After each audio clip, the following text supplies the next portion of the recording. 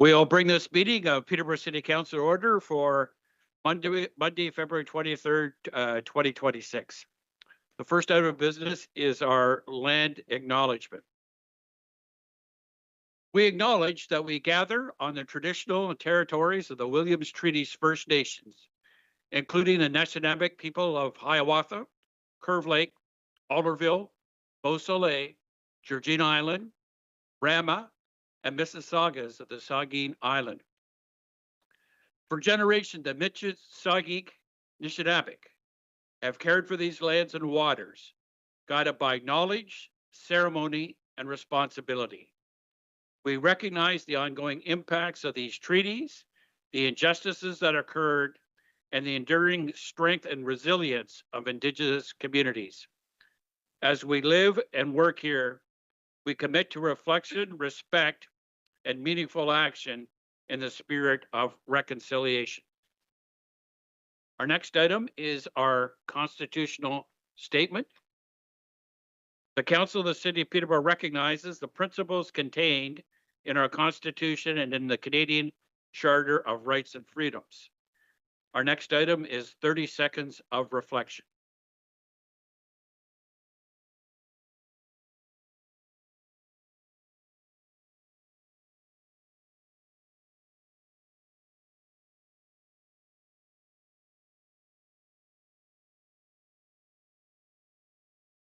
And those that are able, to ask you if you please stand, remove your hats for the singing of the national anthem.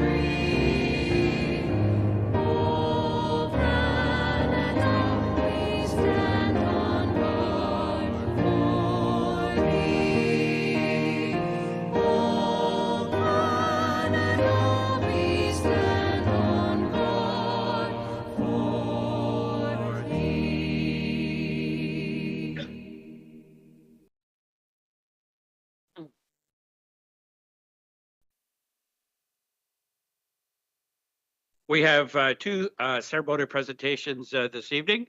I first of all would ask the chair of the 2025-2026 United Way campaign for Peterborough, Mr. Paul Rellinger, to come forward and a presentation of a check, I believe. And Jen McFarland is going to introduce it.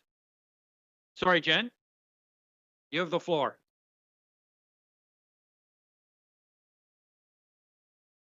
Mayor and members of council, it's my pleasure to introduce Lakin McFarland, who proudly took the lead of this year's United Way campaign on behalf of our organization.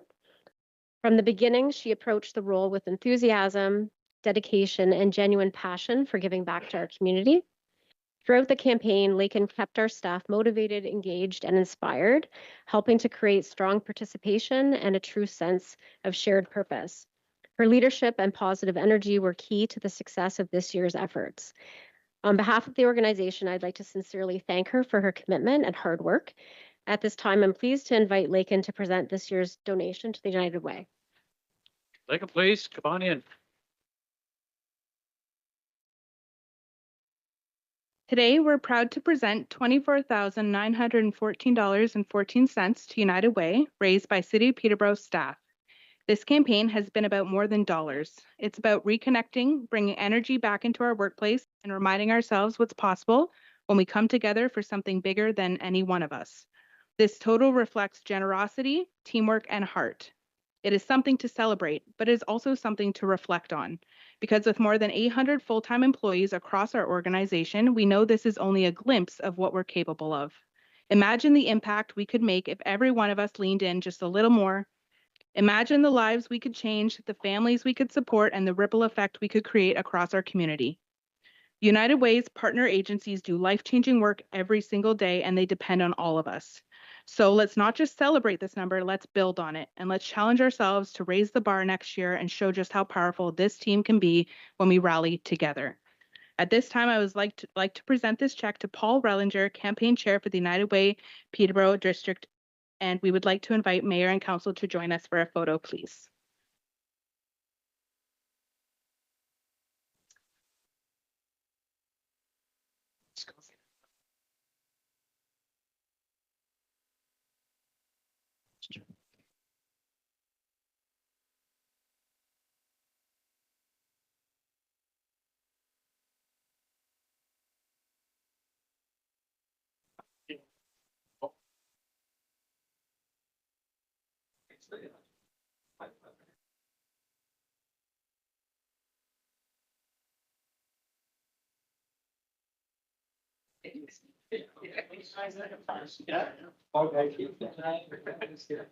All right, can you switch it a little closer, please? I don't mind it. Please, love everybody.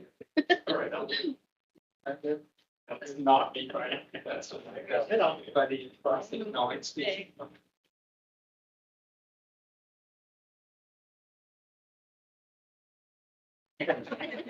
Really?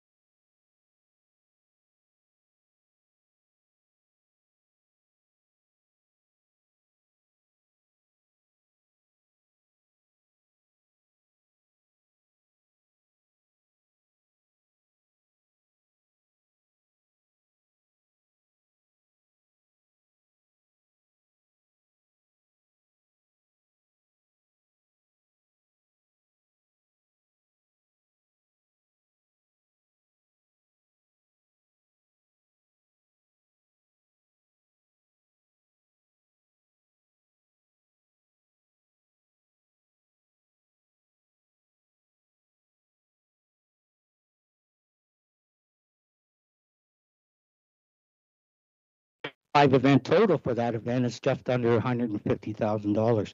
So that's going to help us, but we still have a ways to go. As I mentioned, our campaign concludes March 31st. I'm asking you today, I'm not asking for money, and I'm happy with my zoning. And actually, my street looks really good, no snow. So this is a simple request. I'm asking you to help spread the word. If any of you are on social media as a regular habit, I know some of you are, to just let folks know the campaign is alive and well and kicking right up until the end of March. And like I said, every dollar matters at this point. I'll close by saying I've gained a new appreciation for fundraising. It's hard. It's really hard. And I have nothing but admiration for people who do it every day. It seems 24 hours a day, not just at the United Way, but at organizations across our city.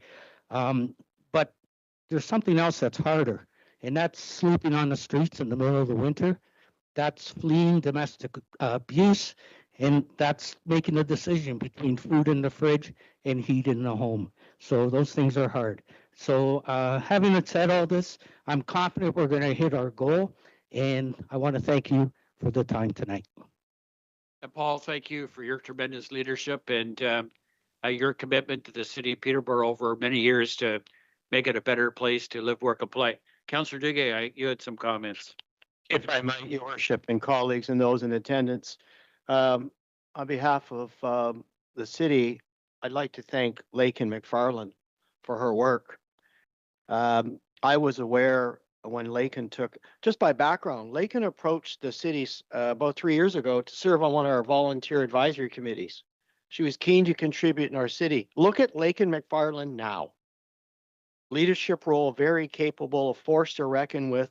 But as Mr. Rellinger said, and meaning not to be critical of our city, but there was a $13,000 contribution last year, and it was with Lakin's renewed energy and enthusiasm that we nearly doubled that campaign. And I had the opportunity of working with Lakin on a couple small projects and the United Way staff. It was a pleasure and an honor, and we all owed a debt of gratitude to not only the United Way, but particularly on behalf of the city to Lakin McFarland. So thank you, Lakin, wherever you are sitting. Thank you. Thanks, Councillor Duguay, and thank you, Paul. Next, I'd like to welcome our MPP from Peterborough Kawartha, Mr. Dave Smith. Mr. Smith, please.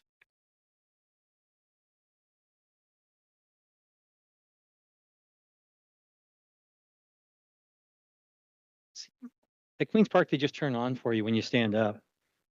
I want to start off with back during COVID, when COVID first started, we started something, it was a bi-weekly mayor's meeting. And it was about doing things, discussing things about COVID. And it gave me an opportunity as the MPP to update the mayors on the COVID actions that we were doing. And as we transitioned out of COVID, there was a decision made by the group that we wanted to continue doing this. So we've continued on with we refer to it as the bi-weekly mayor's meeting. Now, it hasn't quite been bi-weekly because of my duties in finance. There's been a number of times I've had to cancel it. But when the council's changed over, there was a little bit of concern, wonder of why we were doing that. And not everybody was attending as frequently as they were. But I want to say that we have a totally new, refreshed approach with all of the mayors. And I want to present Jeff with a Gold Star Award tonight for attendance at the meetings.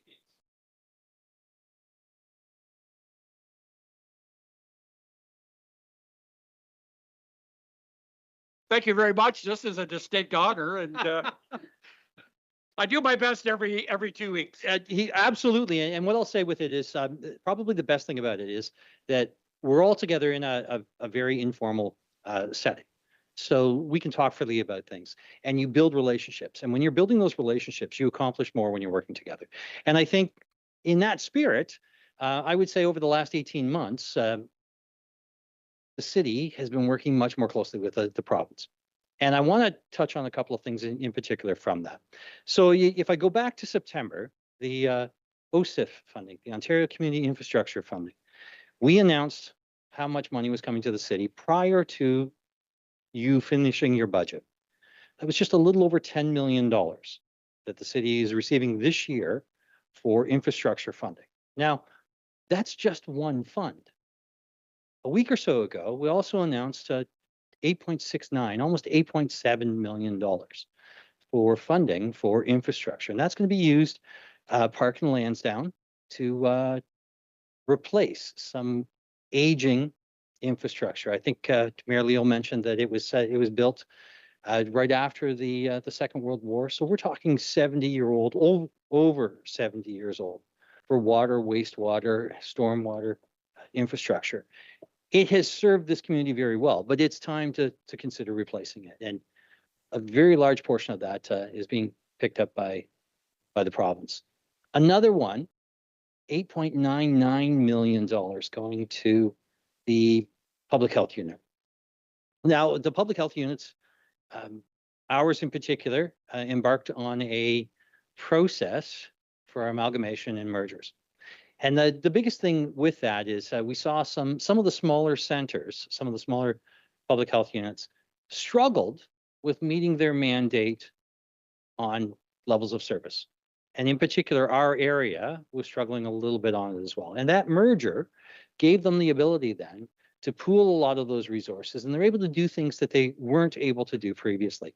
But there are still some challenges in that amalgamation, some legacy expenses, and the province is picking up the cost of almost $9 million of that. These are all things, though, I bring up because I've had people reach out to me and say there have been some challenges around budgets and challenges on how much money the residential taxpayer is having to pay, and what is the province doing to help on that. These are all things that the province is coming up with money to offset some of those expenses. Now, OSIF is formula-based. I'd love to say that I had input on that and that, because of the hard work I was doing, $10 million came to the city. But the reality is they took a look at what the city's needs were, what the population of the city was, and what your deficit was. And this year you received more money than you had in previous years. And the reason for that is because there was a recognition of a greater need. But the other money that has come in has been grant-based. And it's because people who work at the city recognized some of the challenges that you're facing. They took the time to do the background, to do the work that they needed, and came up with a plan on how they were going to address it.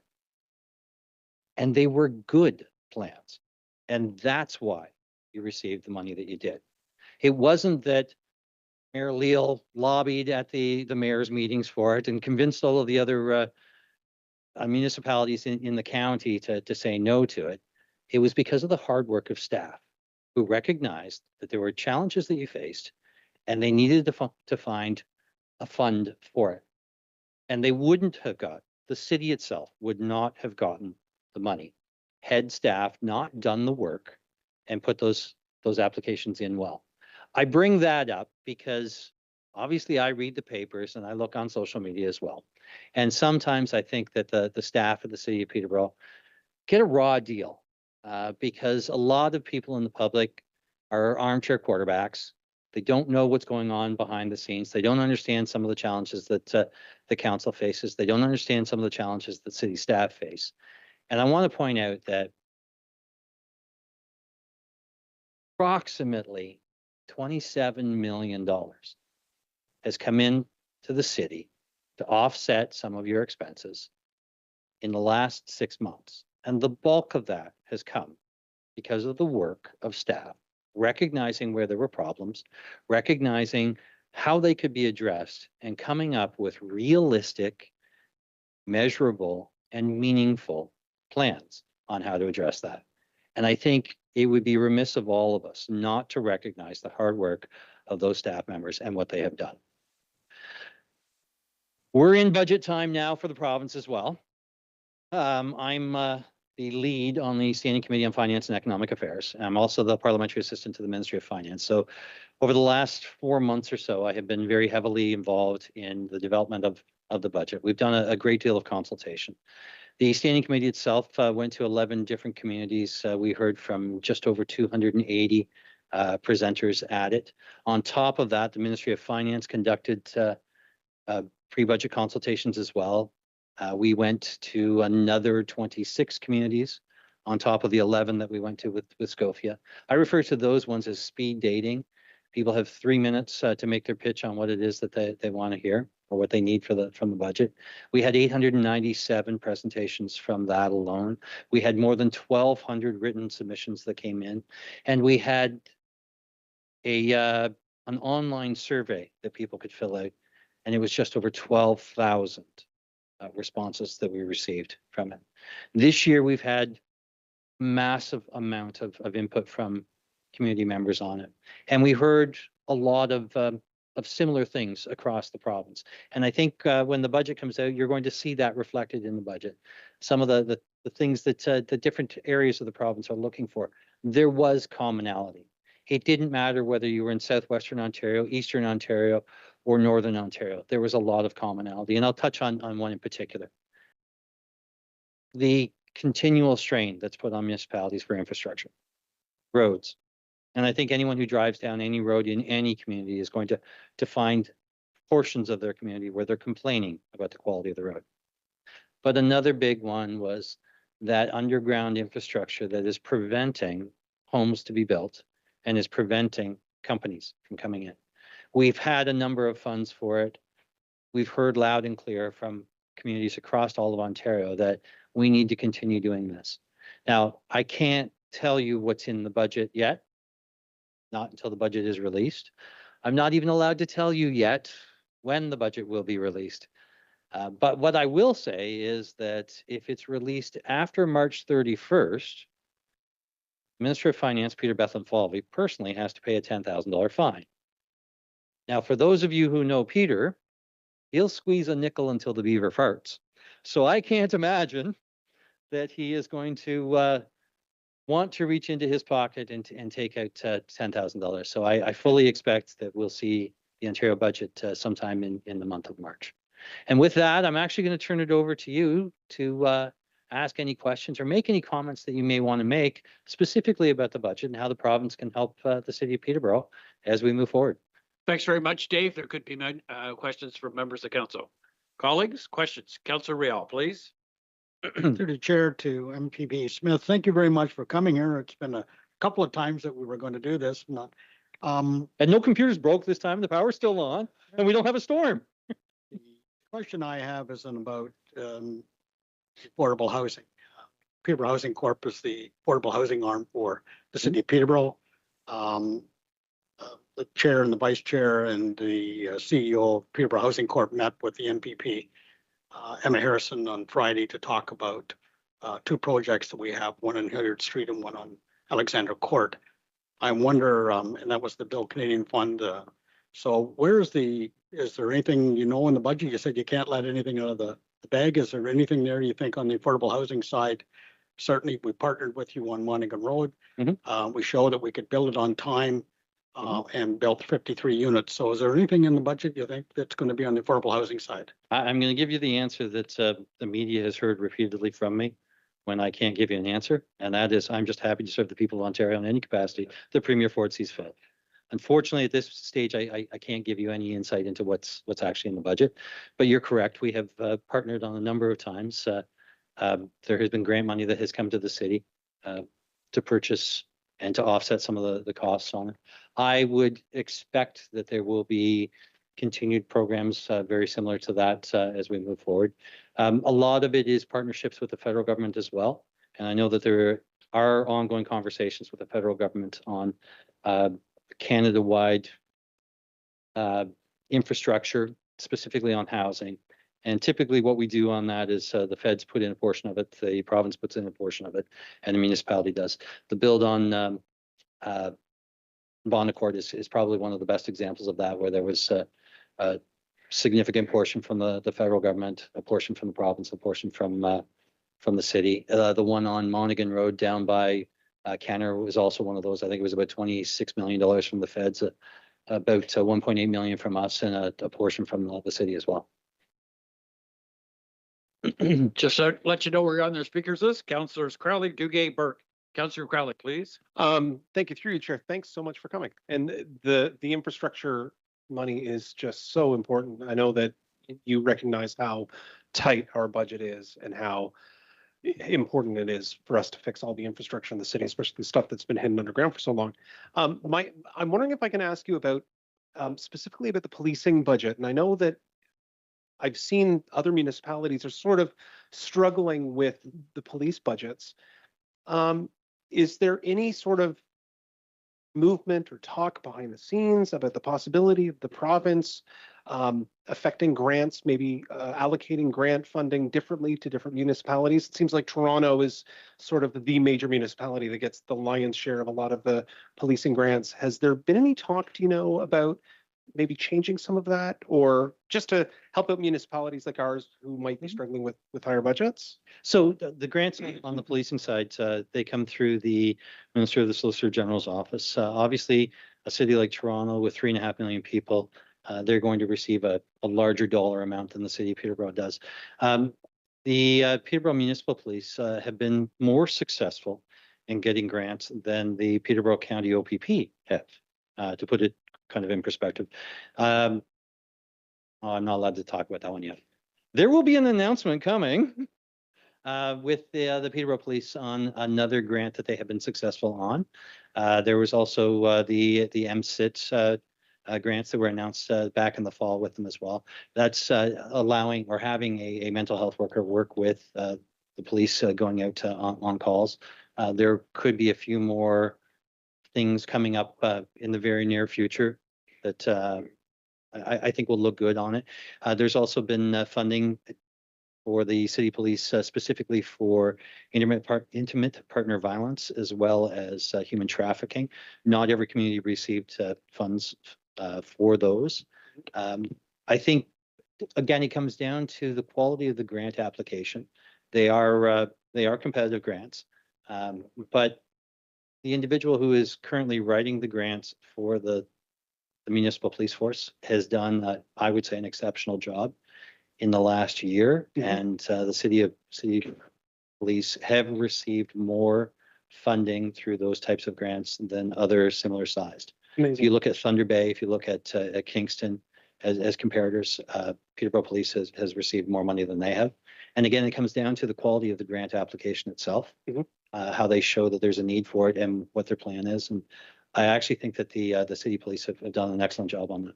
Perfect. All right. Well, thank you very much. Thanks, Chair. Thanks, Dave. Councilor Duguay, please. Thank you, Mayor Leo, MPP Smith. Great to see you again. I have two questions, sir. Earlier today, AMO hosted a single tier regional municipality workshop, and there were a number of topics raised. Two that were raised of interest to me was one, the review of Omer's pension. I think the province is, can you comment on that, or do we have to wait until end of March, sir? So that is still working its way through the legislation, and I can't give you a definitive answer on that one either, because that legislation hasn't gone to committee yet. Typically, when legislation goes to committee, there's a number of presenters who come in and adjustments get made or amendments are made to the bill from there. Because it hasn't gone to committee and hasn't gone through third reading yet, I don't know exactly where it's going to land. I suspect that there'll be some adjustments that could be made to it as a result of that process. Thank you, because if I can share with you the comments, and there was about 25 municipalities, the concern expressed by some of the councillors and mayors is the potential financial implications to municipalities. That was number one. The other that was raised, I hope I'm going to be quoting the correct legislation. I believe it's Bill 9, and it's the Municipal Accountability Act. If my notes are correct, can you tell me, sir, if I quoted that right? May have the right bill. Can you tell us, MPP Smith, where that legislation and bill sits at present? We're on Bill 103 now, so I'll have to get back to you on Bill 9. It was introduced quite a while ago, and unfortunately, it isn't current enough that I recall exactly where it's sitting. I appreciate that, sir, because the comments, raised as we approach municipal elections, if there's new legislation, This may be of keen interest for those that are contemplating either returning to council or seeking council election. So I think municipalities will be looking forward to that information. And thank you again for your attendance. Councillor Burke. Mayor Leo, thank you. My mic's working. That's a bonus. Through you to MPP Smith, Dave, thanks for coming tonight. It's great to see you. I'm a little, I assume that the call from your office today was about tonight. So I think we all got a call, so I don't have to follow up on that. That's a good thing. Appreciate you mentioning all the ways that the province has supported the city. We're grateful for that. Couple weeks ago, Councillor Riel and I were with our city staff at Social Services, where we talked to a group of over 60 people that were from the Durham region, councillors and city staff and support workers, where they're looking to replicate our modular bridge community with 10 locations, like in a really big way. And I think that a lot of credit is due for that project is due to your funding, the HPP funding that allowed us to do that. And my question, I'm trying to think about how to ask this in a way where you can answer. I don't think I can, but we're heavily relying upon that funding to continue the operations with the various homeless supports that we've set up. Do you have a sense of when we'll hear from that? The date is coming up in March, I believe. Does it look good, and are we going to hear soon? In terms of when you would hear, I can't give you a definitive date on that. I'm sorry. I wish I could. What I'll say on it is, when you take a look at the investments that have come in the last 2 years in the city, not just for homelessness, but for the whole continuum on it, the $6.4 million for the Heart Hub, the residential detox and rehab center, the mobile mental health and addictions component of it, all of those things together, when you look at that amount of money, it's close to $20 million that the city and city agencies or companion agencies are receiving specifically to deal with that. We recognize that it is a continuum. It's not something that's going to be fixed overnight. And I think that when you look at all of the groundwork that has been done, the fact that the modular homes on Wolf Street are part of the Heart Hub concept, they are part of that continuum, I think it would be fair to say that there's going to be continued investment in that, because we actually are starting to see positive results from it. It does take time. And I know that the public, typically when they see something like that, they want change tomorrow. The reality is you can't. It is a continuum. We've got now, with the residential detox and rehab, the ability for 6 individuals every 3 days to go through detox, for 6 individuals to go through a residential rehab program. After their 35 days are up at the residential rehab, if they were homeless prior, we do not want them going back to a shelter. We do not want them going back to Wolf Street if Wolf Street is where they came from. We want that next stage of transitional housing for them. And Forecast, Donna Rogers is doing an excellent job of working through that process now. I strongly believe that we're going to see continued investment in that, and I think that you're going to see more.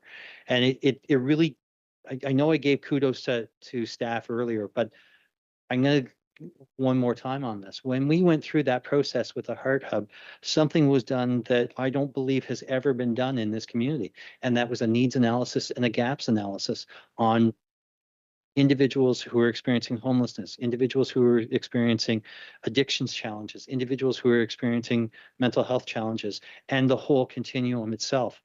We looked at what did we have? How many people did we have at each of those stages? And how do we get to that next stage for them? And the plan came up with 50 housing units is what we needed. It wasn't 50 shelter beds. It wasn't 50 transitional beds. It wasn't just supportive housing or assistive housing or rent geared to income housing. It was, at the time, we needed close to 50 across the continuum, and they're working towards getting that. We're just completing the first year of Heart Hub, but it's not the first year of implementation. It's the first year of the announcement. Implementation really didn't begin until July and August. What'll happen over the next 2+ years is a review of where do we stand and what will our needs be. And there'll be an opportunity then for our community to make an adjustment and apply for additional Heart Hub funding. Or if we ever get to the point where things are going so well, we need less of it in certain areas and we can transfer some of that money to other areas. It's very, very early in the stage. As I said, we aren't truly a year into it, but we are starting to see some positive results. When the detox and rehab center opened, it opened originally for just rehab because it was easier to work through any issues that we had on the rehab side before the more intensive detox component. And we've seen 3 cohorts now, 12 people in each cohort come through. We actually had one gentleman who reached out to my office, wrote us a letter and asked me to promote it on one of my upcoming What's Up with Dave's episodes on Checks TV. I'm going to touch on what this gentleman said. It was life-changing for him. It didn't just change his life, it changed the trajectory for his family, for all of those relationships. And those are the stories that we need to hear. We didn't have that previously. Now we do, and we're starting to see the results. And it would be premature to cut the legs out from underneath that and reduce the effectiveness that we have by cutting back on the supportive housing side or the transitional housing side. All of this, I think, is something that we're going to see some growth on, but we're going to see growth. I'm going to refer to it as an intelligent approach, because needs analysis and gaps analysis have been done and they will continue to be done so that we know that the money is being invested where it should be, when it should be, instead of just throwing money at something and hoping we get a result. We're actually data driven this time. I appreciate that, and I'm glad you mentioned Paddockwood. I know the individual that you're speaking about, and I know individuals both that have been able to access it and who have graduated through those cohorts, and it is having a positive local effect. People locally that have needed this service are able to access it, and it's happening very quietly, as it should. And so, thank you very much. Councillor Chico, please. Thank you very much, through your worship. I'd like to say thank you as well to MPP Smith for joining us this evening and sharing some positive nuggets that are encouraging for us. Councillor Riel and myself have had the privilege and as well Councillor Hakey last year as we marched towards the merger and what would be Lakeland's public health. And you mentioned it tonight, and I just like to thank and acknowledge you and the province for recognizing that health equity could be greater accessed in our city and region, and larger region extended, that building capacity is what we need as we move towards a healthier future, that health prevention and promotion is a tool in the toolkit that we absolutely need to grow as well. And I see a lot of joy and a lot of hope and promise around what Lakeland's public health holds as a merged public health unit. We appreciate the support and the extra financial considerations that you've given and continue to give, and we look forward to carrying on together with that. And we thank the province for their support with Lakeland's. Thank you very much. Thank you. Any further questions? Any further questions? Thank you very much, Dave. Thank you. But I also want to acknowledge your hardworking executive assistant, Sally. She's a joy to work with. Our office works with her on a frequent basis. And I just wanted to thank her publicly, because I know that good constituency staff go a long way to make a member successful. So I just wanted to thank Sally.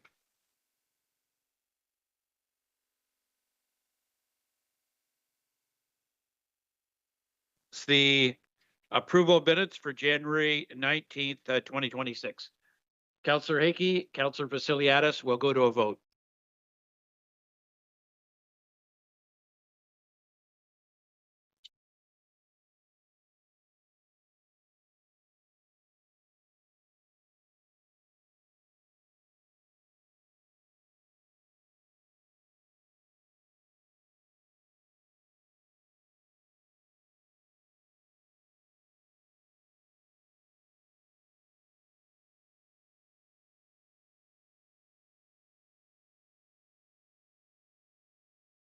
That is carried. Declaration of pecuniary interest. Declaration, Councillor Hickey, please.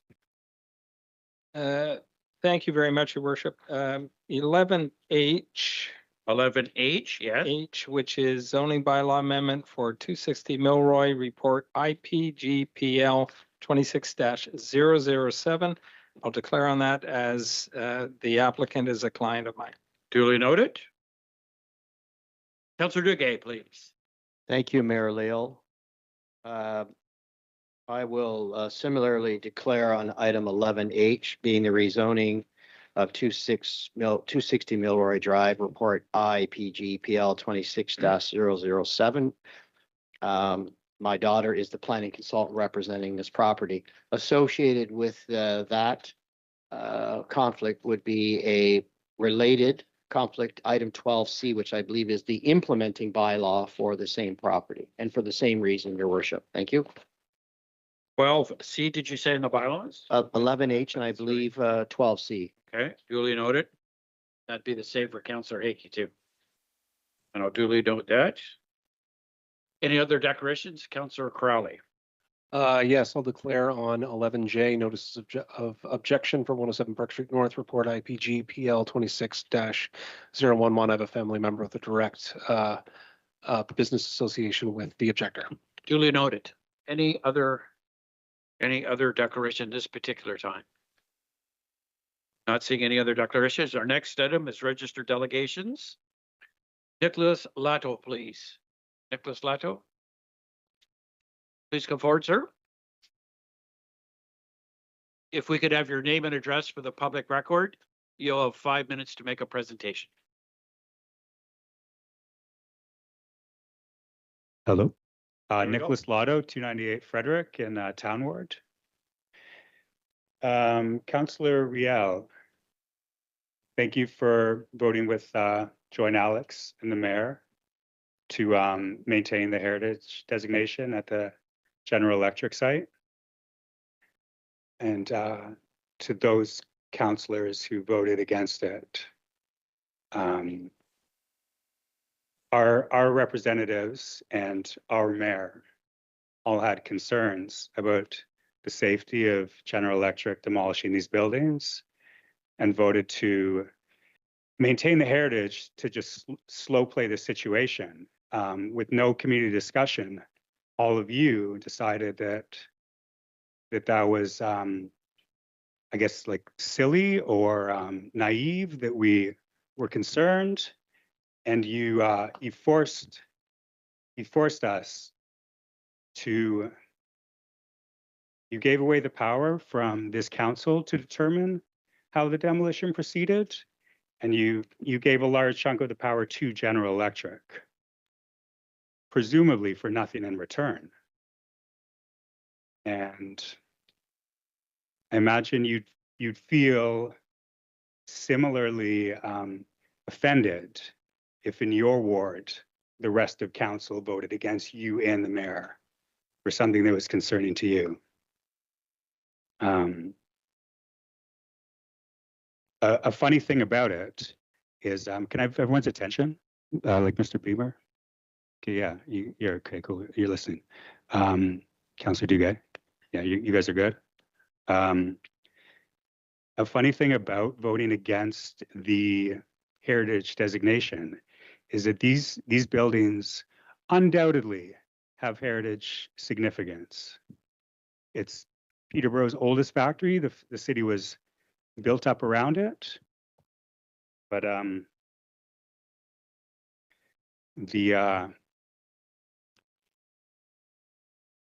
if it was at all possible, I imagine instead of just announcing this and having a quick vote, like, oh, the stripped of heritage designation, if it was at all possible, I imagine we would have had a robust discussion in the city of what we should do with these buildings. Should we allow General Electric to demolish them, or should we reclaim them, how like Toronto did with the brickworks? But all of you know that the buildings are too contaminated. The ground is too contaminated to ever just make something for the public out of what exists. And so for that, you felt very comfortable removing them of heritage designation.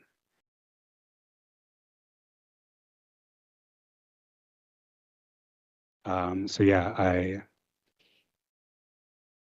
I understand that aspect of it, that these buildings represent a toxic legacy of Peterborough, and it would be good to just get rid of them and move on.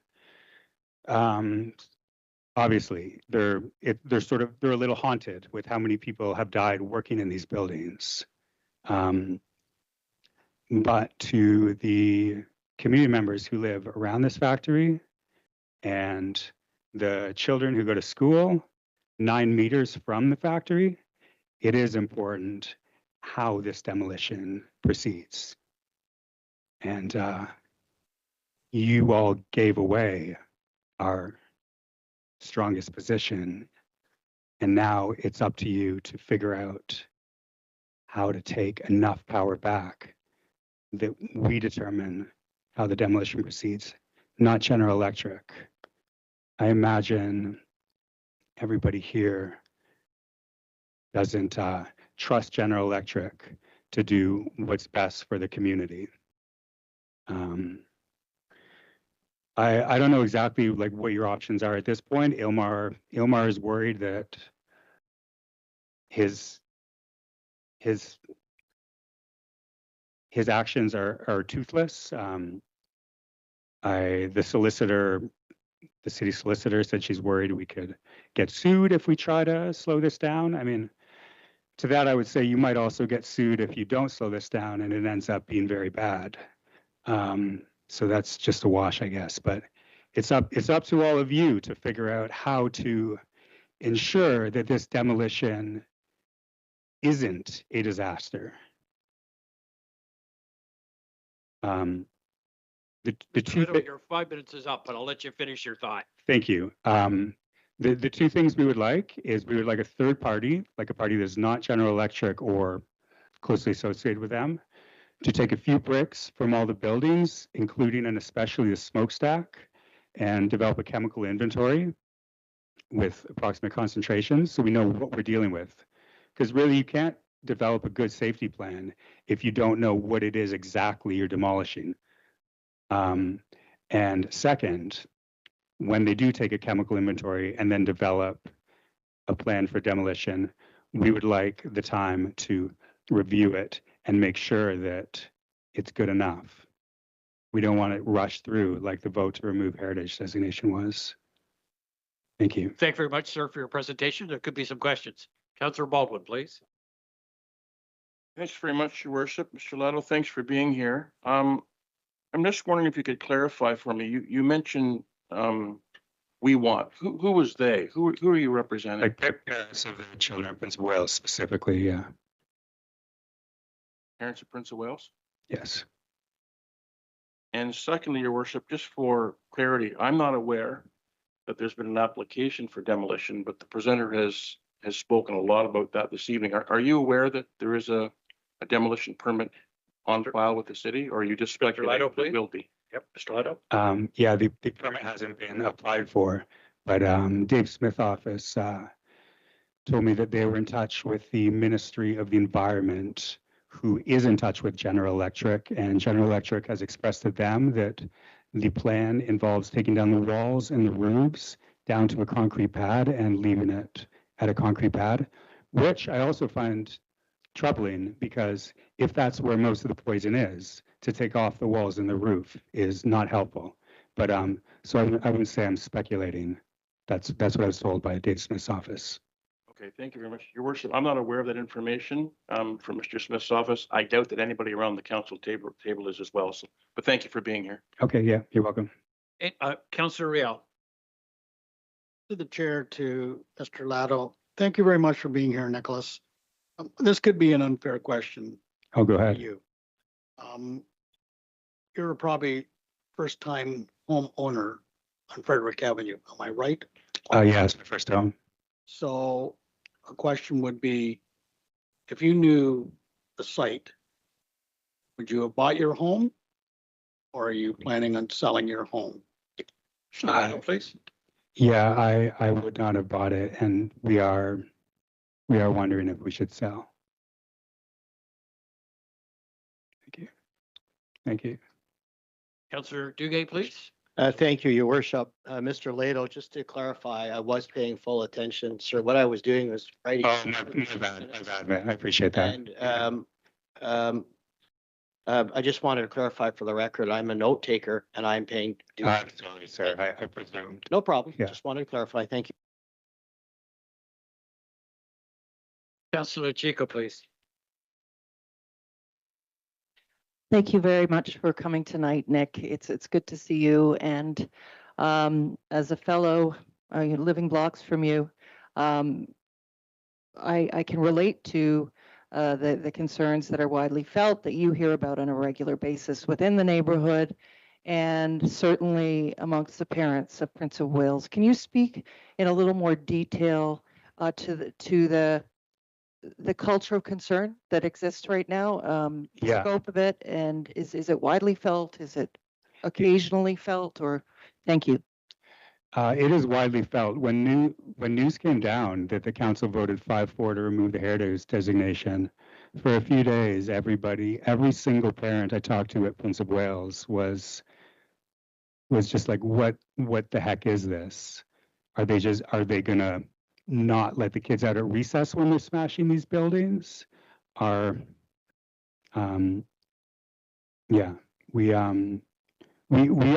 know that this site is poisonous, and we just don't we won't know how poisonous it is until we do a chemical inventory. But yeah, it's nobody I have talked to has been like, oh yeah, I trust that General Electric's just gonna do this right by the community.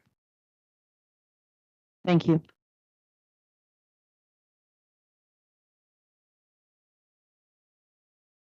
Thank you, through you, Your Worship, to Mr. Lato. I think it's important, and I do have to phrase this as a question, but are you aware that the buildings that were removed from potential designation this go around are the buildings that house BWXT, because they want to stay in business, 400 well-paying jobs in our city, and they don't want the designation to affect their future operation. Are you aware of that's why this change was made? Oh yeah, I was referring to the original 5-4 vote like 2 months ago. Okay, thank you. That's already been decided? Oh yeah, no, that's what I'm saying. I'm saying you screwed up and you need to fix it. You need to figure out what levers you still do have after you gave it away.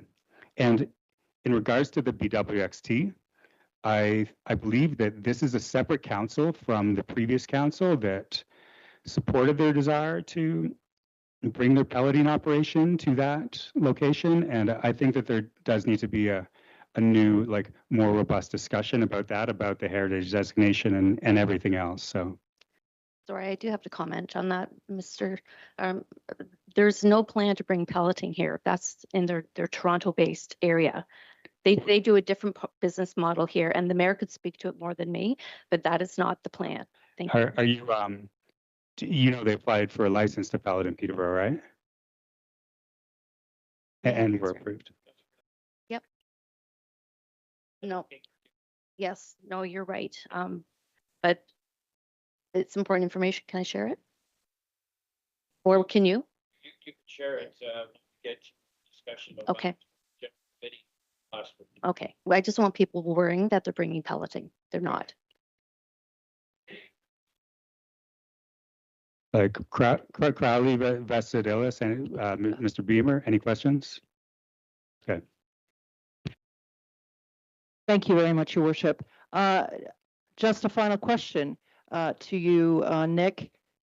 You stated that BWXT had applied for pelleting. Can you explain further what you know is the outcome from that? Yeah, I mean, they applied for a license to move their pelleting operation from Toronto to Peterborough. This was about 5 years ago, I suppose.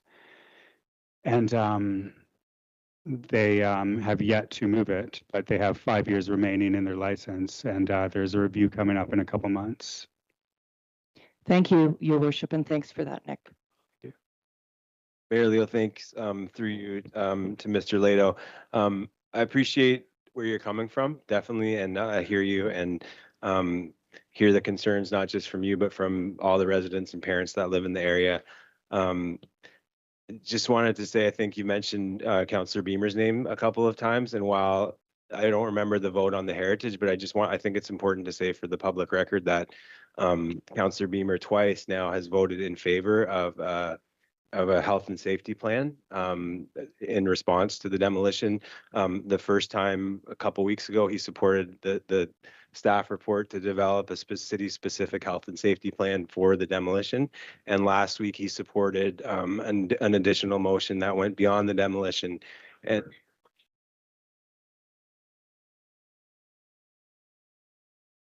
yeah, I guess my question would be just, are you aware that Councillor Beamer, has twice now supported a more thorough plan than what we have at our disposal to look at what we can do to provide health and safety measures?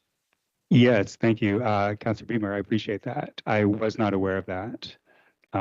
Yeah, and that's great. Let's figure something out, because it's not a political issue. We're trying to force this company to pay to do it safely for our community. And you can't oppose that idea. Thank you. That was it. Thank you, Mayor Leo.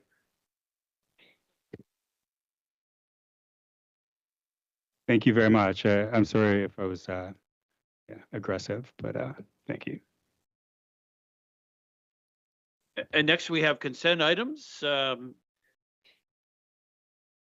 11A, Councillor Purnell wanted that sorted out. Item B, anybody want to speak to item B? 11B. 11B. No, we're good there. 11C. 11C. 11D. Oh, okay. 11E. E. 11F. 11F. 11G. H has been separated out because of the two declarations. 11I. No. 11J has been separated out for Councillor Crowley. 11K. K. 11L. 11M. 11N. 11O. Separated out. So if I could have somebody move 11B, C, D, E, F, G, I, K, L, M, and N. Councillor Vasiliadis, Councillor Purnell. Comments or questions? We'll go to a vote.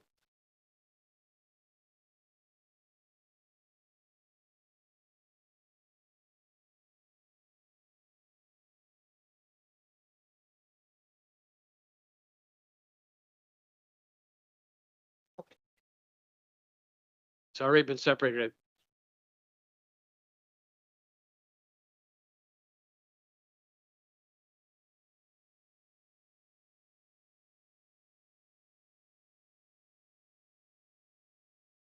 And that is carried. 11A, we'll get somebody to move it. Councillor Purnell's moving it. Seconder, Councillor Duguay. Councillor Purnell, you have the floor. Thank you. I fully support this, and I did want to speak to it and encourage all of my colleagues to vote in favor. We know from previous applications like this, although this is a brand new program, the Build Canada Homes program, it's a massive amount of grant money that we're going after to rebuild 1190 Hilliard Street with very important housing inventory for our city. I did want to move it as co-chair of housing, and we know that this motion will 100% be part of our application to Canada, to the federal. It's a federal application, so we want to show, and I hope you all agree, strong unanimous support for this application. We have to put our best foot forward. so that we hopefully will get these millions of dollars towards much needed housing in our community. That's really all I wanted to say to it, and I hope it's unanimous, colleagues. Thank you. Any further comment? Councillor Burke, please. Yeah, thank you, Mayor Leal. And I spoke to this last week, but the city has invested a significant amount of money to make the Hilliard Street project shovel ready. I think it's $2.6 million already through all the planning and everything to make this project shovel ready. And Councillor Riel and I, as the chair and vice chair for Peterborough Housing, met with MP Harrison last week, and the real sticking point with her from that meeting that about this project and about the other projects she's hearing about is about the human focus that Peterborough Housing has.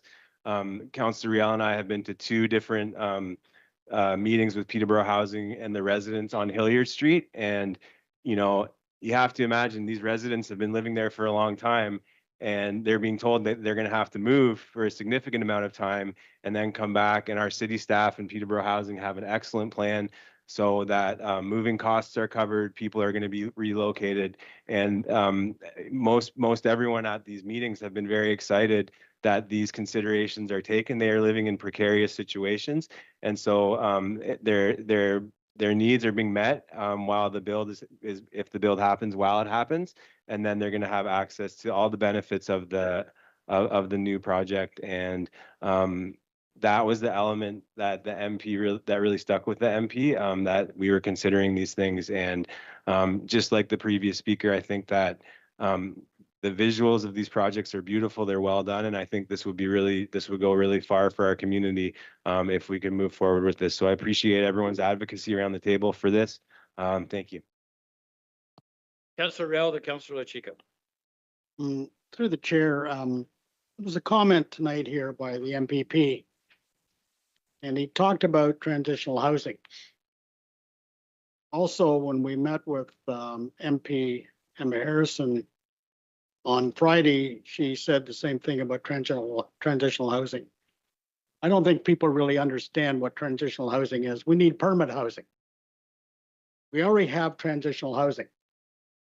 We have 50 units on Wolf Street. There's 50 people stuck in those units. Also, when we helped build the Brock Mission, there's 15 apartments of transitional housing. That is now the palliative care wing for seniors coming out of the shelter because they have no place to go. So when people talk about transitional housing and we need more transitional housing, we need permanent housing. The plan for Wolf Street was to take people that were living rough or tenting and put them into some units where they felt safe, but also that they could get some life skills. Because if you're living rough, and there is 140 people right now living rough, tenting in our community right today. So the idea of the Wolf Street, 50 people, give them some life skills. When they got some wraparound service, move them into permanent housing. That's where we're stuck. Then the people that I just talked about, the 140, we would take 50 more and run them through this program. The wraparound service that they would need would not be as intense as we have on Wolf Street. There would still be some wraparound services from our partners, which would be Forecast, CMHA, and some of the other ones that are doing this. So we need permanent housing. So when the MP and the MPP talk about transitional housing, we have transitional housing. We just need permanent housing in the 2 items that were discussed here tonight on Hilliard Street and Alexandra Court. They're shovel ready. They're ready to go. We need both the federal and provincial government to step up to the plate and give us the money to build this permanent housing for these people. Councillor Chico, please. Thank you very much. Through your worship, I just want to say that this is something that our council should be very proud of in this term. It's been something that we've been able to work together on, is to recognize the importance of housing. Affordable housing is a priority, and having seen our Wolf Street, our transitional housing project, move forward positively. There's nothing more important than following through and creating that extension to Housing First that we envisioned from the beginning when we started out almost 4 years ago. So I think it's brilliant that what's in our pipeline, what we've prioritized, that we advocate together to see this happen. Fully in support of the motion, and I thank my colleagues on this council for our unified commitment to housing, affordable housing, supportive housing, because that is what is going to bring growth and healing to the city. Thank you. Any further speakers? It's been moved and seconded. We'll go to a vote.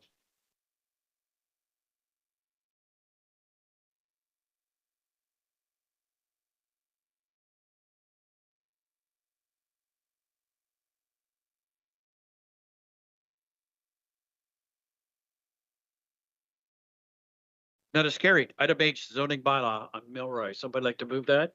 Councillor Beamer, seconder, Councillor Parnell. Comments or questions? We'll go to a vote, and there's 2 declarations on this one.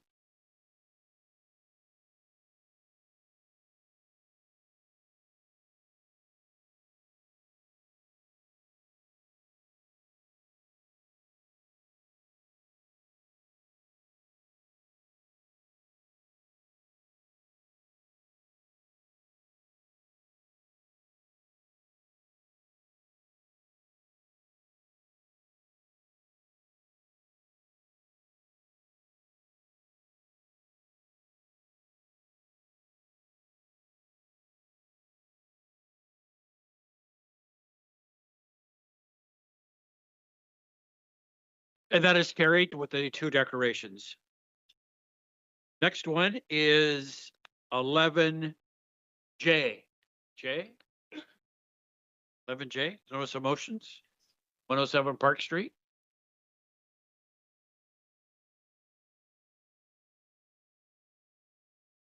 Yes. Sorry, just a second. Okay. Yeah, it's been separated because Councillor Crowley has declared a pecuniary interest. I'll have to get someone to move it. Councillor Purnell, seconder, Councillor Baldwin. Comments or questions? Councillor Chiki, you had your hand up. Thank you. So I'm speaking to the amendment B that I introduced last week. Oh, okay. Pardon me, Your Worship. I'm a letter ahead of myself. Thank you. That's 11O, Councillor Chika. Sorry, Councillor Chika, 11O. Yeah, it's been separated out, 11O. Okay, good. It's been duly moved and seconded. We'll go to a vote.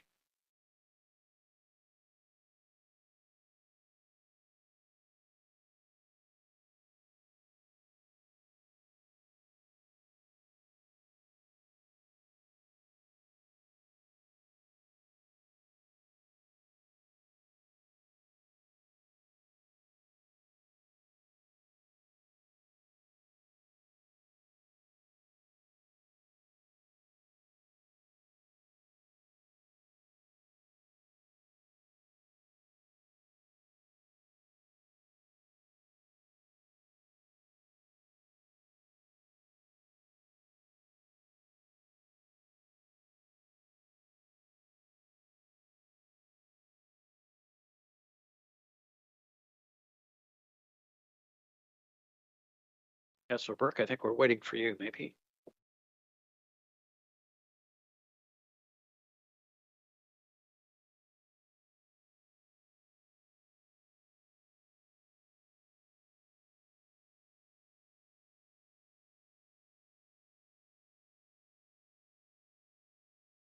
And that is carried. Councillor Burke, 11-0 now. Thank you, Mayor. You're welcome.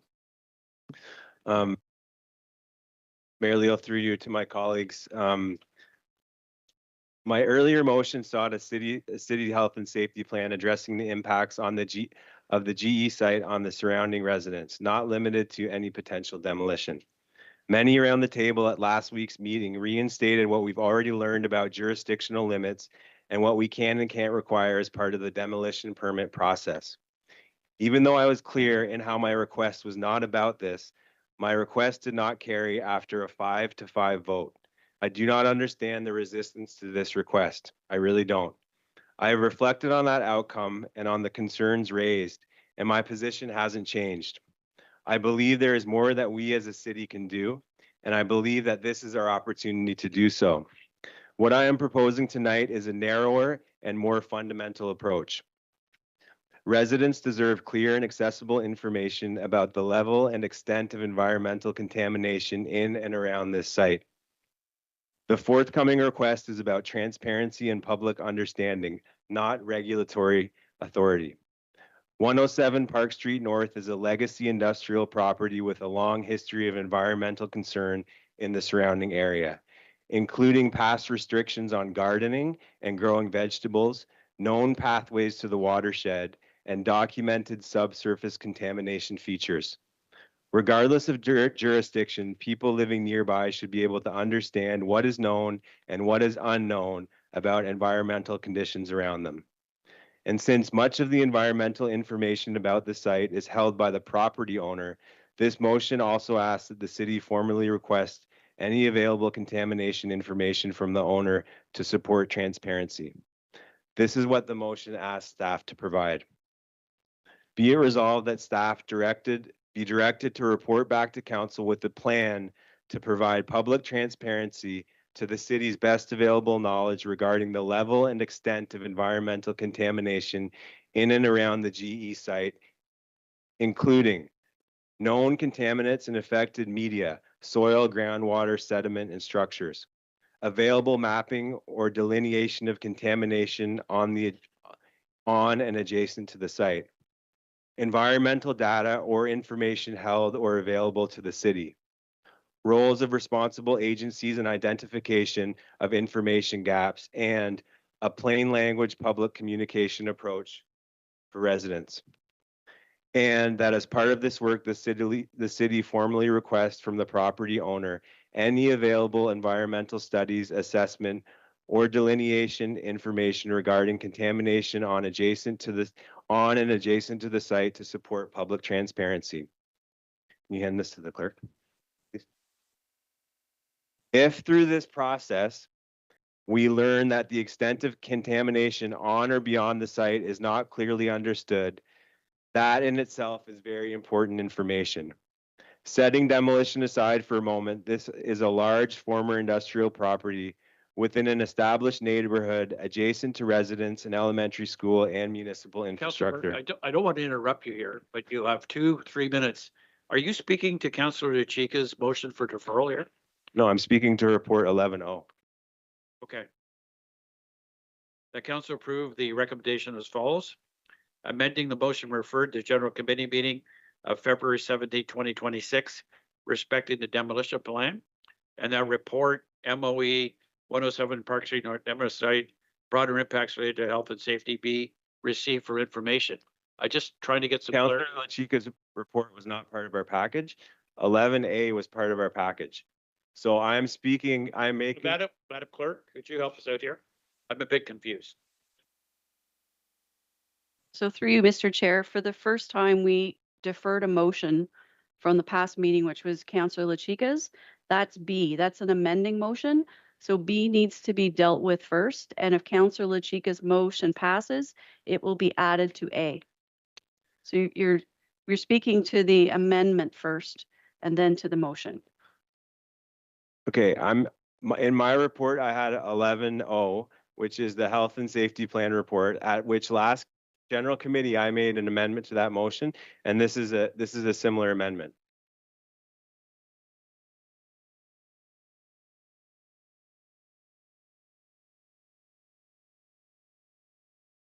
So at the last meeting, we dealt with A, but we did have an amending motion, and for that reason, B is the amendment. So before you can deal with A, the main motion, we need to deal with the amendment, which was deferred.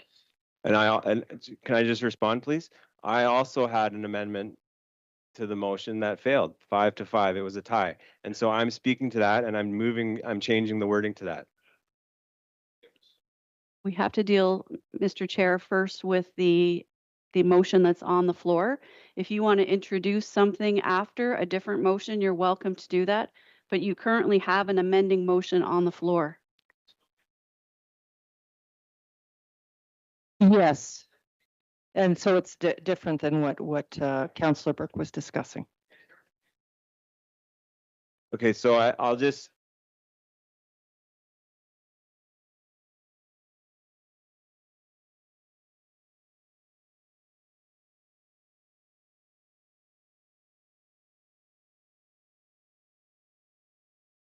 Thank you very much, Your Worship. It wasn't screened last week, so if I could, through you, Your Worship, would it be okay to screen the motion above? Thank you. And while the motion is being screened, I know it's very small up there. I'm not going to read everything. I'm just going to highlight the whereas, which is fairly brief, and just a few important points that are in the small print in the articles that are included from various acts. So, whereas the Ontario Building Code specifies demolition standards for buildings, as in 1.2.2.3 AB below. This is really key because this defines the GE site. Demolition of a building. The applicant for a permit respecting the demolition of a building shall retain a professional engineer to undertake the general review of the project during demolition where the building exceeds 3 stories in building height or 60 meters squared in building area. The building structure includes pre-tensioned or post-tensioned members. So it's on that basis that a professional engineer is employed, and so the language of the Professional Engineer Act comes forward. So whereas the permit applicant must include the method of demolition of the building. Section 3.1 under the Professional Engineering Act, methodology means a detailed description of the systematic and sequential procedure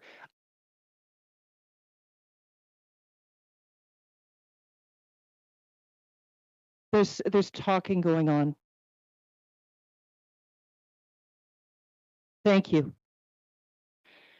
Methodology means a detailed description of the systematic and sequential procedure for cutting, destroying, removing, and otherwise demolishing a building or structure in a manner that does not endanger the health or safety of any persons or negatively affect the integrity of any other building, structure, buried or above ground utilities or any other real property. And the final whereas, the applicant's professional engineer shall include a demolition plan that addresses health and safety and environmental measures that could arise as a result of the demolition. And it includes performance standards. The engineer must be a limited license holder employed by the applicant. Once the demolition plan is made with respect to the demolition, that description of any environmental hazard that would arise as a result of the demolition, the measures necessary to address the hazard with reference to the applicable municipal, provincial, or federal statutes, regulations, rules, bylaws, codes, or standards. Here is the motion. Therefore, be it resolved that council request via the chief building official that GE Vernova disclose its full demolition plan created under O Regulation 26008 to the chief building official and to all members of municipal council as part of its application for a demolition permit. So there it is. It's quite a simple motion. There's words above because it speaks to the actual articles and evidence that exists in the building code as well as the Professional Engineers Act. And because this property is it must be within the lens of the professional engineer. Councillor Chika, do you want your second 3 minutes? Yes, I do.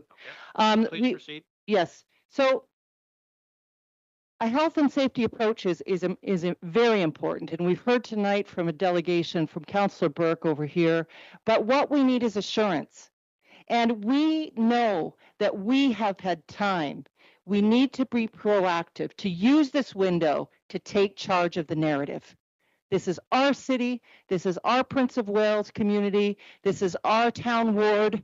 It is our city and region that could be impacted by the scale of something like this.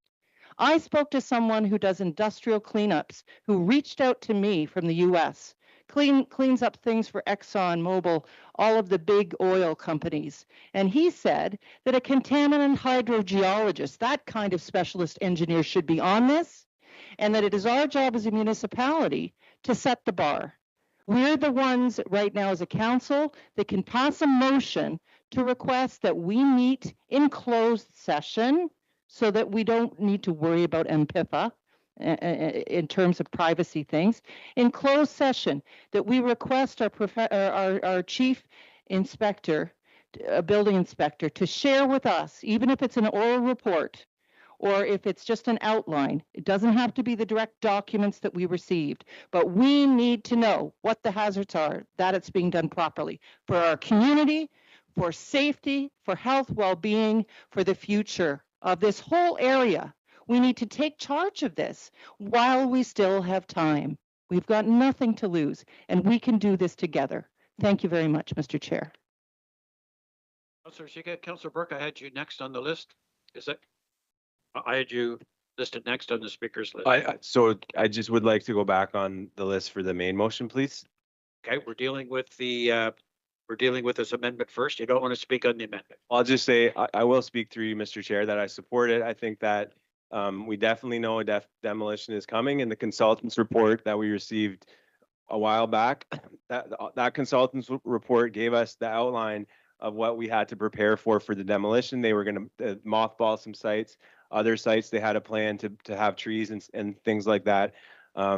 So, you know, just like the constituent who came and spoke, I agree that this is our chance to do whatever we can in this situation to protect our community and our residents. And I think that this motion is well researched, and I support it because I want to know how this is going to be done. I share the concerns of my constituents in not knowing what the plan is or what the extent of the contamination is. And I think that as council and as leaders around this table, we should have an understanding of what's going on in our own back door, in our own bedroom. Thank you.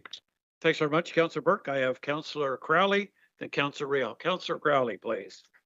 Thank you, Chair. I can't support this for the strict reason that we've been advised, and respectfully to Councillor Lachika and the previous speaker, because I am of the exact same mind that we need to know exactly what's going on under the ground there. We need to ensure that everything is safe, that our neighborhoods are safe, that the children that go to school around the corner are safe. However, my only fear is that this directs a chief building official that is free from political and bureaucratic influence to do a thing from the municipality, which we are not allowed to do.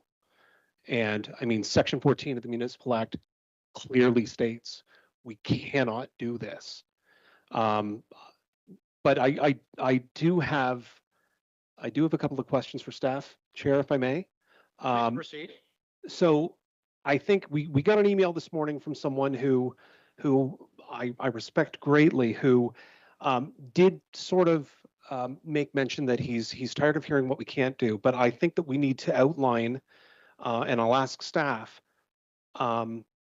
what can't we do in terms of this amendment, directing staff to report on a plan? What can't we do? What is not within our power? Councillor Crowley, who do we want to direct the question? Maybe Mr. Barber? Mr. Barber, potentially? please.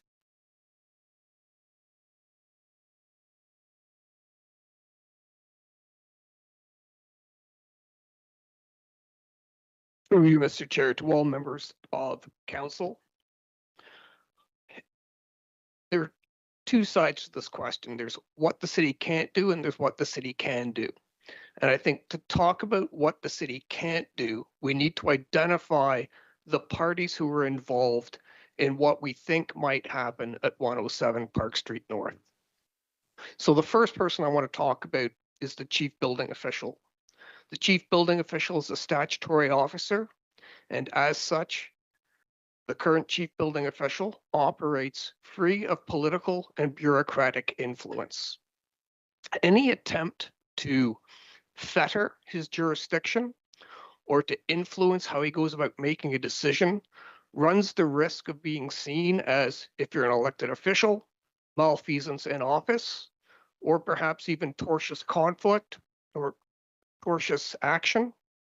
And we want to avoid those things because with those things also comes the risk of reputational harm to the city. The next party who has something to do with what we expect to happen at 107 Park Street is going to be the Ministry of Labor. The Ministry of Labor, through its legislation and its expertise and knowledge, will ensure both worker safety and the safety of the public at large. The next entity that's going to have something to do with this project is the Ministry of the Environment. The Ministry of the Environment will protect the natural environment and by so doing, protect public health as well.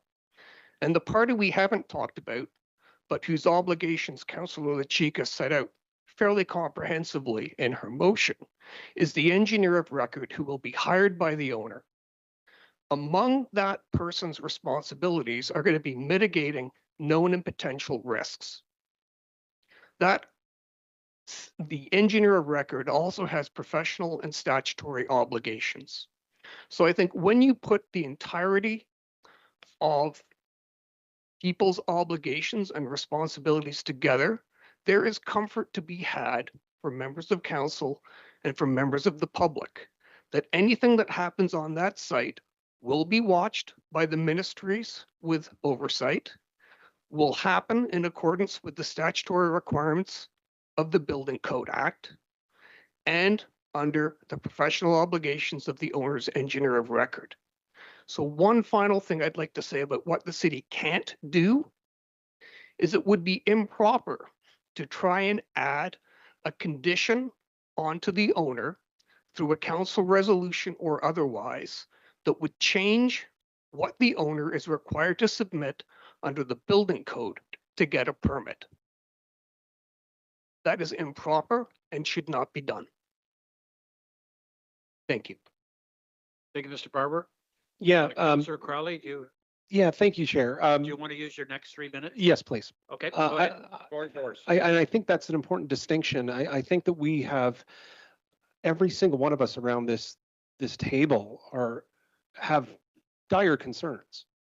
However, we have limits that we can perform in our duty as part of a municipal government. And I don't think that I want to put myself in a position where I am putting the city at risk or I'm putting any of us at risk for a lawsuit, malfeasance, or anything negative. That's not why we're here, and that's not what we should be doing. So if I can ask another question, Chair, how am I doing for time? Okay, pressing up against it. How possible would it be, maybe this is a good question for either Commissioner Nelson or Commissioner Simonovskis, how possible is it for staff to, at the time that a demolition plan is submitted to the city, whenever that may be, and I know it's understanding that it's a very highly technical engineering document, is there a possibility for staff to gather that report through MFIPA or however it needs to be gathered? And I guess I don't want to say dumb it down, but I'm not an engineer, and if it's highly technical, we might need to have it explained a little bit simpler to us. Is that possible? Mr. Sabadoski, please. Whoever, yes. Through the chair, I think what I'm hearing. Sorry, Mr. Nelson. I think what I'm hearing is you're indicating that basically the plan per se would be requested through an MFIPA process and then asking for staff to give an overview of that plan subsequent to that request.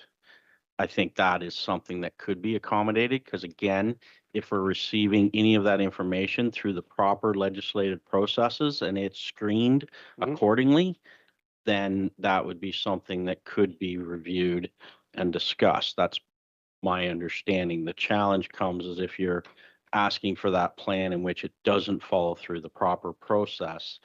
It puts those statutory bodies like the chief building official in a difficult spot under which it should not be releasing that unless it goes through that proper process. Excellent. No, that answers the question, and I think I'll probably wait and move that maybe if once all is said and done. Thank you, Chair. Councillor Real, please. Through the chair, I don't see a problem with the councillor's motion. All she's asking is when the plan comes, when they put the plan together, if you want to go into closed session, to come and tell us what the plan is. I think that the argument could be made that during that meeting, you're starting to direct the chief building official, then there is a problem. But what we want to know is what the plan is before it goes, before it goes forward. Here I'm listening tonight to a person that came and presented to us, telling us that he's been in contact with the MPP's office. The MPP said they're going to take the buildings down and all that's going to be left is the cement floor. Well, it's what I've said from the beginning. General Electric will do the bare minimum. They'll tear the buildings down, they'll fence it off, they'll seed it and plant a couple of trees, and you're left with a 43-acre brownfield in the city of Peterborough. The problem with the site is underneath the ground. Because somewhere along the line, would you not want to have 43 acres that you could be rehabilitated and used in the city, which is the center of the city? That's what we'd all like to see. General Electric has no plans for that. I can tell you, they know exactly what the contaminants are there, exactly what it's going to cost them to remediate the property complete. They already know that. They've drilled enough holes, they've done enough sampling, they know that. So they know what their liability is. They're trying to get off scot-free. I have dealt with this company for 38 and a half years. I'm not trying to sit here and fearmonger. I'm telling you how they operate. I've negotiated collective agreements with these people. I know how they operated. I even had two health studies done. A mortality study was the first one because they were interested in trying to find out what their liability is. And the second one was when we had an intake clinic at the Healthy Planet Arena where there was 1,400 people went through in one day. And I asked them the question at the end of the day, what was your findings? One, we have never seen so many chemicals used anywhere in one place in the world. And secondly, we have never seen so many people affected by disease in one place anywhere in Canada. That is the legacy. Now they're going to tear down some buildings. What is the plan to safeguard the neighborhood that's going to be affected by this here? Then what is left, the legacy that's left under the ground that's going to be leaching out into the community like it has for years. I can remember receiving a letter, and I wish I had it with me tonight, when General Electric put out a letter telling the people, Albert Street, Chamberlain, Wolf Street, Fredericton Avenue, all of these. Councillor Real, do you want your second three? Yes. Don't plant any vegetables in a garden because you cannot, because of the contaminants. That is the kind of thing that we're dealing with.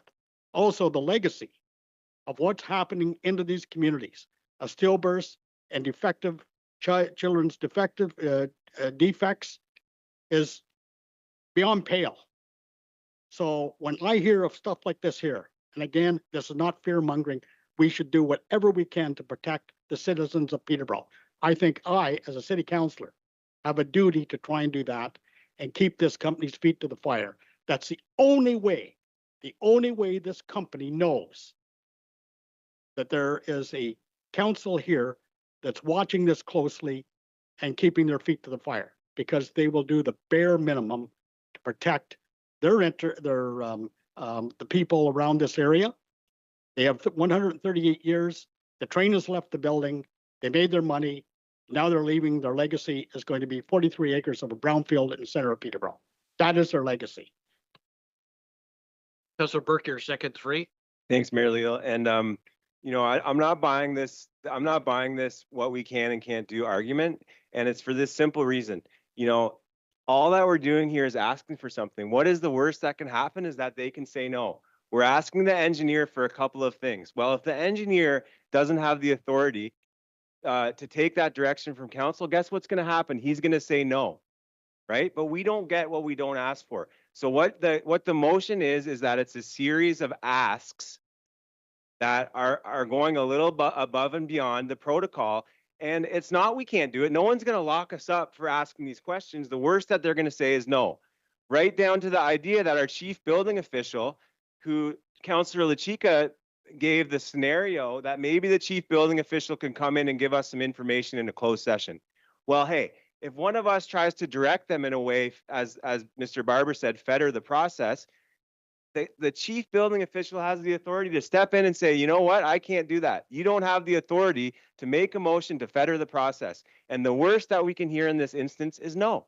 So what's the big deal here? We're asking, we're going above and beyond because we care about our residents, because we all know the stories we've heard at this council and in our lives here growing up in Peterborough. And we're asking for a couple of things that are very reasonable asks. And at the end of the day, what is the worst that can happen?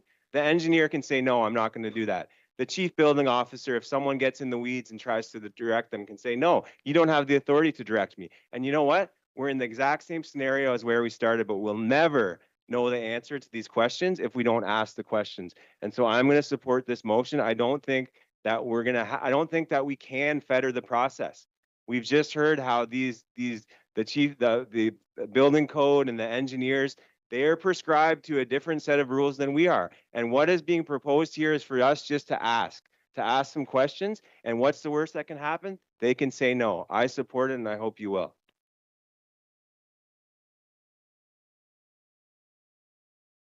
Yeah, Mr. Chair, I was the one that deferred this from the last meeting because I wanted some time to read the documents and to think through it clearly.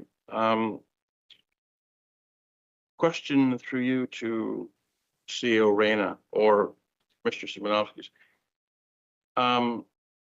Have we had an application for demolition from GE Vernova? Mr. Reyna, please.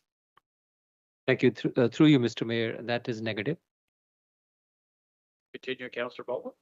The second question I had to CEO Reyna and by association, Commissioner Simonovskis, is there a possibility that a demolition permit will not come? In other words, they will simply decide that we're going to leave the buildings up until such time as the elements bring down the buildings themselves. Mr. Reyna, please. Thank you. Through you, Mr. Mayor, being the site owner, it's entirely up to them whether they want to come forward or they want to keep the building as it is. But again, at the end of the day, they are still responsible to maintain the buildings. That's what I think they are spending almost $5 million a year on keeping the buildings up. So thank you for that. And through you, your worship, to Mr. Simonovskis. Mr. Simonovskis, last week you spoke to council about your many meetings with General Electric. And I'm hearing around the table this evening and from my counselor opposite, whom I respect, and I know he's got a long history of working for the company. And I'm hearing one thing from that counselor and some of the concerns from council. I'm just wondering if you could characterize your discussions. I think you referenced about 30 discussions with the company to this point in time, and your examination of the property. I think you'd said last week you had been on the property and been through the buildings. I'm just wondering from your professional opinion, how has been the discussions with the company? Commissioner Simonovsky, I think you said 30 meetings of the table that has a variety of partners. Correct. Yeah, it wasn't just with GE. So it was all with any meetings, conversations around all the parties, GE included. But well, Commissioner, so if you want to respond to Councillor Baldwin. Certainly. So with regards to GE specifically, I did have a tour of the site. I did pose a number of questions. I did share some information on what I was bringing forward to this council as expectations of how they would participate as a business in the community. The site itself, yeah, not a chair in the building, clean.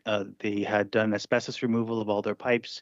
So the building appeared to be ready for demolition from the perspective of um, being all equipment and all machinery had been removed, and it was a bare structure. So your worship, again, to the commissioner, Councillor Baldwin, you want to use your second three? I think I need more than three, your worship, but I'll use my second three, yes. Okay. Mr. Szymanowski, the amount of material in that facility, the 20 some buildings, that wouldn't have been able to be removed in a day. Is there any process that the company would have undertook with respect to the city of Peterborough to take that material out of there? In other words, was there a checking in or a checking out when they removed all the materials you've described, or did they just do it? Or do you know? Commissioner Szymanowski, please. I don't know what GE did because it's before my time. And I do look for support from my colleagues. My understanding of asbestos removal is that it is falling under the Ministry of Labor as a process. There is requirement to bag and protect and contain dust. There's a very intense process in asbestos remediation. It appears, and I believe there's a report out there. I haven't seen it, but that work has been completed. I do know from conversation with the person who toured the building with me, he did describe that process, which happened probably 5 or 6 years ago. And Baldwin, continue. thank you, your worship. Mr. Szymanowski, a while ago there was an episode, I'll call it, an episode that there was a leak of some sort, some chemical leak from a building owned by Ontario Hydro. And that leak went into Little Lake, and immediately there was a consultation with the Minister of the Environment. Some containment berms or booms were put on the lake, and I'm assuming there was a discussion with the private company, Ontario Hydro, the Ministry of Labor, and our city risk management group. Were there any concerns with respect to the ministry being called and dealing with that episode? I guess what I'm getting at, your worship, is we've talked about the Ministry of Labor, we've talked about the building official, we've talked about the Minister of the Environment. I'm assuming that that was contained in an appropriate way and it mitigated the risk for our citizens. And I see nothing different with this example. There may be a demolition permit coming. We don't know. It could be tomorrow. It could be 3 or 4 years from now. But I think we're putting the cart before the horse, to be quite honest. I'd like the answer, if you could, Commissioner Szymanowski, with respect to that leakage and how our city staff professionally dealt with the Ministry of the Environment and how that process worked, if you don't mind. Commissioner Szymanowski, please. Yes, I can. I think I can. The best way to couch that is in two elements of crisis, like an emergency, versus a planned process. The incident that you're describing, which was a leak of benign, not PCB related oil from a transformer that was on a site, and this is known from the testing that Hydro One did. The issue was that the leak occurred. Nobody knew the leak occurred. It drained into a catch basin into the creek, and our staff actually saw it, and it was reported, and there was an immediate response. So the immediate response from our perspective was to contain whatever's happening, and that was at the discharge point to Little Lake, notify the Ministry of Environment. They have a Spills Action Center, which is their crisis perspective. They will respond to that, and the organizations, the cities that are involved in those crises are in close contact through that process. As soon as that was done, as soon as we were able to trace the source of the fluid, which took us up to a yard just north of the watershed, contacted Hydro One, contacted the ministry. Everyone was engaged. The owner took immediate responsibility, and we handed the file over to the Ministry of Labor, again being available as boots on the ground to both parties. However, turning the responsibility to clean up over to the owner. Different from a GE perspective, where we're not dealing with a crisis, we have a stable known site with understanding of what's there. There's processes in the demolition journey that have to be followed. All the partners are familiar with what's happening. When I say partners, Ministry of Environment, Health, Ministry of Labor, anyone who's been involved in that site understands its history. So this is more of a process that we can plan, or well, we, the owners, can plan, can pace, can control, can engage as they need. It's not it's so to summarize all that, in the crisis moment, we do a great job. If we're working through a planned process, I can only expect we do a better job than great. So if that answers the question. Does, thanks. And again, your worship, that's where I'm coming from this. You know, Councillor Ballard, your time is up. I'll stop there for further Further comments on this? Further comments? I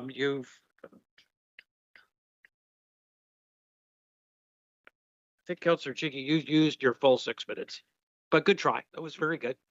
Councillor Duguay. Thank This you. is your first time speaking. Indeed. Thank you, Worship.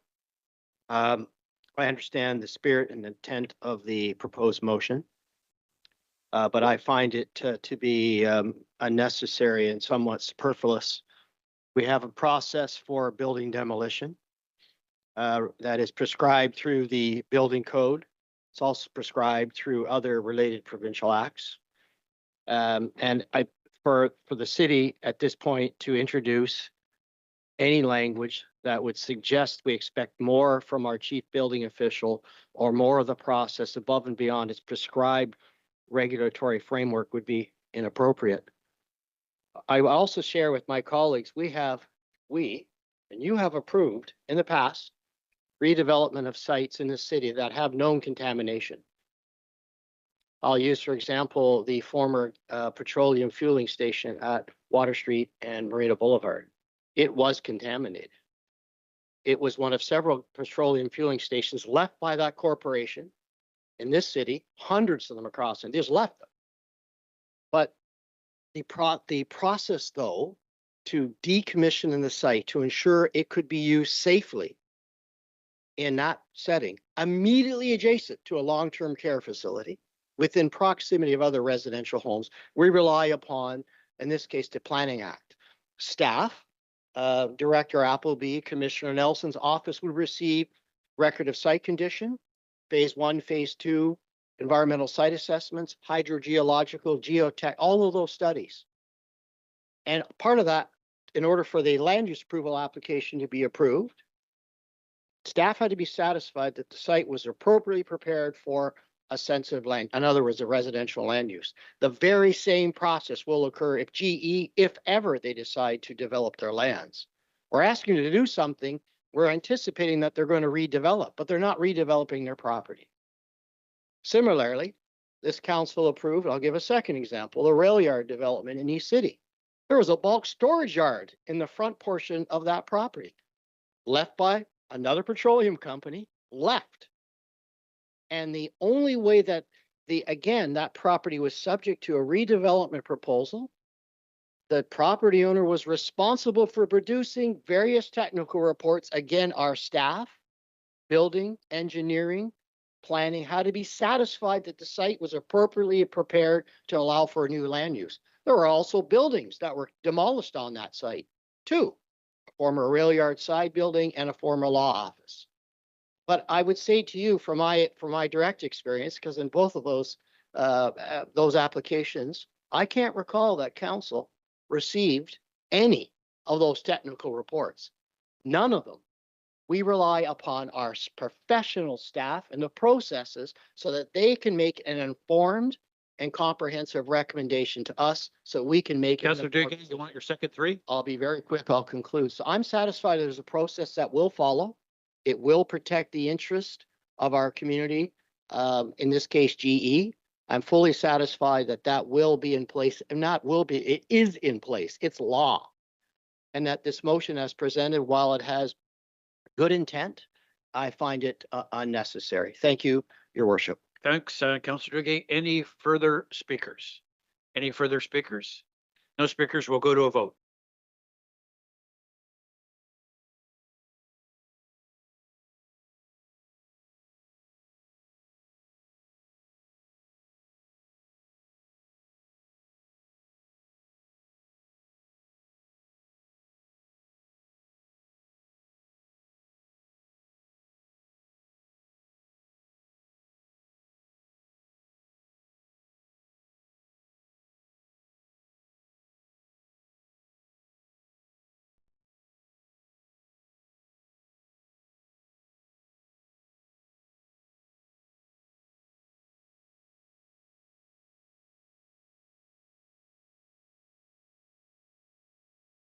So, no, I had the floor, I pulled it. I had the floor, I pulled this report. Thank you, Mayor Leal. So I won't read you guys my speech again because we've been talking about this for a while. I'd like to remind you, this was about a motion that passed that asked, after we had already debated the jurisdictional back and forth, it asked for that the city take some responsibility and develop a health and safety plan, both for the site and the surrounding area. We heard from the neighbors, the residents around the site, people that had worked at General Electric, and I don't agree with the idea that we know the extent of the contamination at the site. We've heard from a delegate tonight who's a taxpayer who said that he is considering moving from the area because he did not know the situation that he was going to get into. So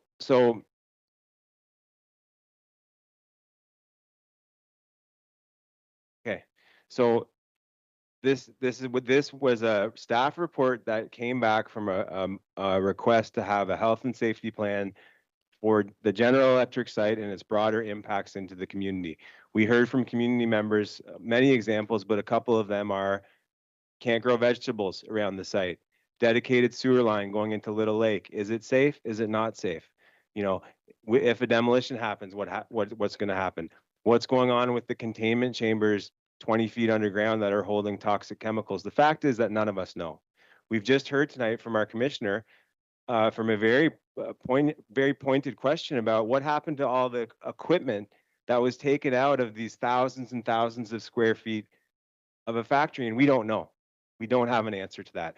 So this motion is about us as council for our constituents receiving some answers. And instead of pulling my motion that barely lost last week 5-5, I've reworded it. I've spent the week to reword it in a way that I think is tangible and in a way that I think is more focused. And so the motion is up on the board. It's an addition to the health and safety plan, and it's making it about transparency. It's asking for two things. It's asking for our staff to investigate what the contaminants are that we can get information about on the site, and where are the contaminants that are situations that are happening off-site. It's asking for those things.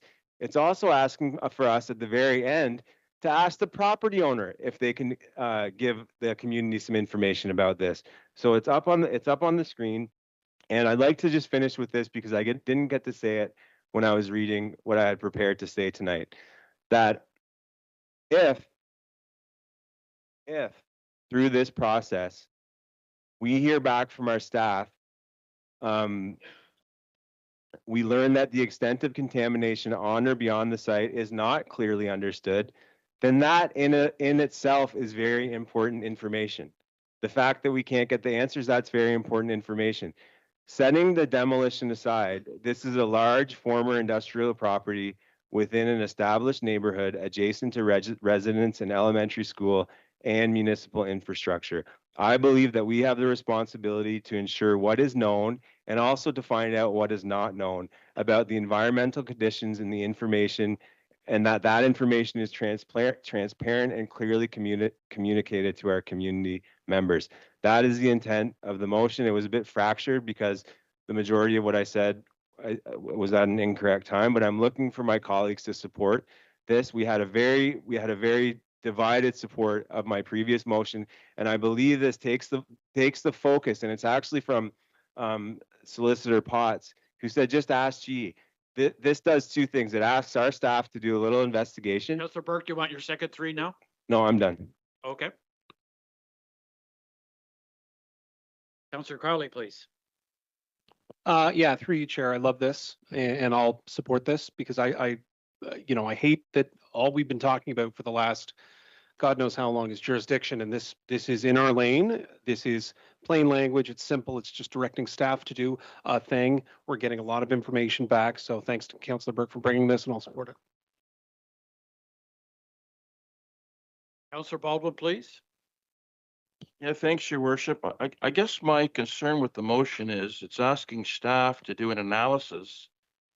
And I guess the question I have would go to Commissioner Nelson. Blair, do we have the technical expertise in the city to conduct the kind of analysis that's being asked by the motion?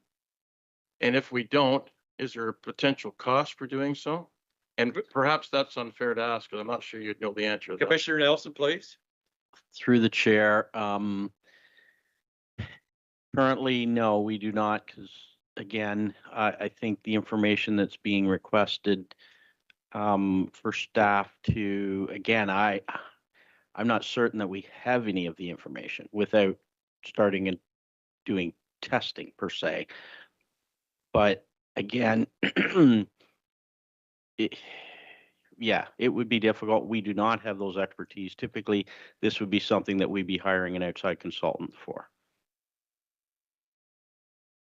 Your worship, just based on the commissioner's reply, I can't support the motion. We don't have the technical expertise to do so.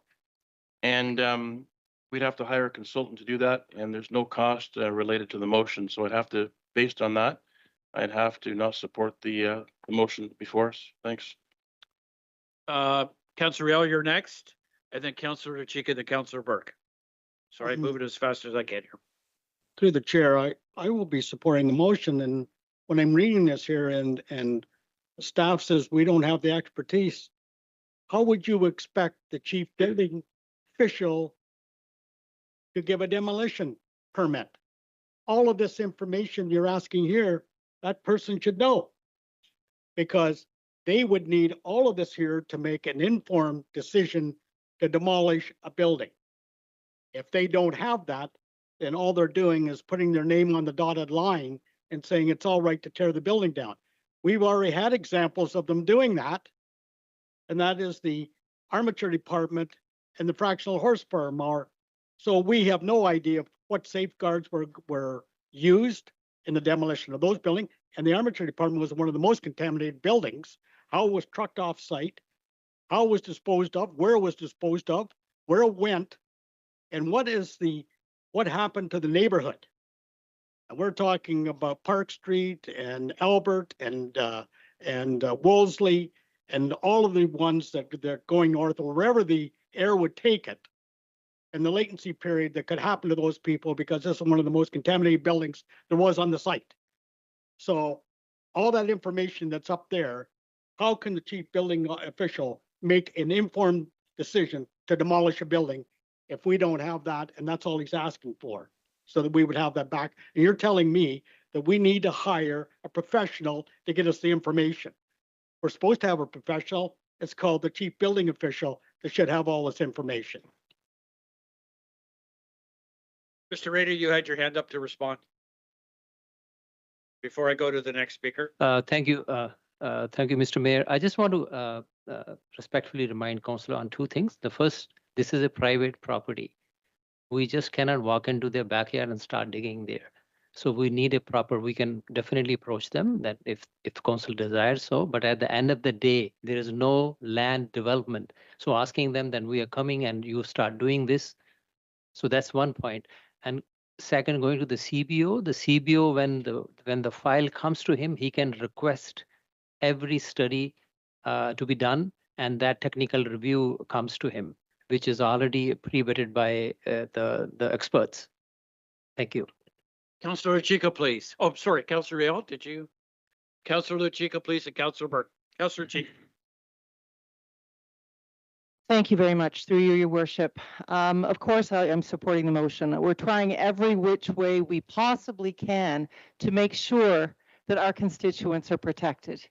You know, and if it's not working through making demands, but we have a right to demand something of a company. That's what they do in the U.S. with big cleanups like this. I don't know why we're so afraid to make demands. We need not to be so polite. We need not to presume they're going to do the right thing. Because of other demolitions always done the right thing, the property owners? No, they haven't. We talked about it last week. So I think it's naive for us to think or to assume they're going to do the right thing and spend the amount of money that is needed to do this appropriately. So whether it's my motion that's just failed or whether it's Alex's motion right now, we need to surround this with health and safety. We need to make sure, because of the scale of this, people have talked to me, contacted me from Houston, Texas, experts who have said, You as a city need a contaminant hydrogeologist on this, because that's the scale and the scope of the contamination of something that's gone on for this amount of time. And because it's in the ground, whether or not the roof comes down on cement, it's going to dissipate. Who's going to be the expert to be able to do that? It shouldn't be on our dime as a city. We've already paid dearly for this through the people who have passed, through the illness. And you know, it goes on and on. It will continue to go on unless we make demands of a company so that they do the right thing by us. They should be paying for this, not us. And that's why I made my motion. We should be making demands of them. But if that isn't going to pass, then let's say what the bar is. And if we need to hire someone that is a contaminant hydrogeologist for X amount of time, then we should do it, because there's nothing more important than the health and safety of our community. And I'm not just talking about us at Prince of Wales and Queen Mary and Town Ward, but what about the county who's going to get all of that as a part of the Bensford landfill? What about our rights holders in this area? The First Nations, the Indigenous, urban Indigenous community. This is something that impacts all of us, and we need to be aware that this is the moment for us to make a decision, to be strong, to make demands. I thank Councillor Burke for the motion, and thank you for listening to me, colleagues. Councillor Burke, please. Thank you, Mayor Leo. And you then know, Councillor Purnell. Councillor Burke. Thank you, Mayor Leo. And, you know, I feel like we're in the Olympics right now with all the mental gymnastics and the twisting and turning that's going on with the logic around this. And I mean that because the language is dead clear. I ask you to look up there and look at the language, or look at your screen and look at the language. I did not mention a consultant. I did not mention doing core sampling of bricks at General Electric. I didn't mention that. I understand. I'm not an idiot. I understand that we don't have the capacity or the funding to do that. And that's not what I'm asking. It says very clearly in the preamble, to the city's best available knowledge. So what do we know? Well, we've heard in the previous debate that we need to trust the system, and the system has all the information, and the Ministry of Labor and the Ministry of the Environment and Public Health and our commissioner, who has taken 30 meetings with the working group and has talked to General Electric. We've heard, trust them, trust the process, because they know they know what the contaminants are. So let's not walk back from that. Let's not walk back from what we just heard. I'm not asking for us to do anything beyond our capacity. It says very clearly within the city's best available knowledge. We need the subject matter experts in our city to review the documents that they can get their hands on, the documents through the ministry, the documents through these many meetings, and give the public a sense of what the contamination is, because we have not heard a clear and definitive answer through any of these discussions as to what that is. We've just heard that how barren and empty the buildings are, and yet we have no idea where that equipment went, what ended up, what happened to it, how contaminated was it. You know, we're saying trust the process. So I'm asking for the city to work with its best available knowledge through the documentation that should exist around a site like this, to give the public a list that's transparent and clean and accessible, to say this definitively, to say this is what's there, and this is what you should be concerned about, and this is what you shouldn't be concerned about. And if through this process our staff comes back to us and they say we don't know the extent of the contamination, well, that's a problem, and maybe that will give us more work to do, where we would consider having a consultant to understand. But I'll tell you this: we own infrastructure. We own sidewalks and roads and sewers, and we own portions and the rocks that keep Little Lake around there. We own all that, and I see them testing around there, and the public sees them testing around there. We don't know what they're testing for. We don't know how frequently. The fact that the oil spill got into Little Lake was something that we flagged, that the media flagged to our staff to deal with that. We can't flag this. We're trying to flag this right now. The community has shown up trying to flag this, that this is a concern for them. What is happening on the site and what is happening beyond the site? And this is us just asking. Again, I don't see what the resistance is. This is our staff coming back to us and saying, this is what we know and this is what we don't know. And it's also asking, from Commissioner Potts's suggestion, it's asking us to pose the question to the property owner. Hey, what's the list of contaminants? There's a lot of conjecture going on in the community. Can you set the record straight? Can you tell us what's going on at that site and how it's happening? This is what the ask is.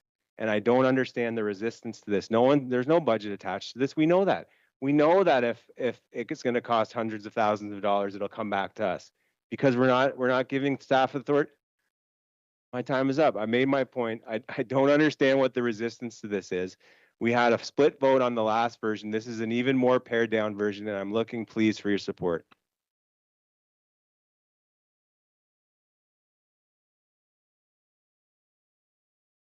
Thank you, Mayor Leo and Chair.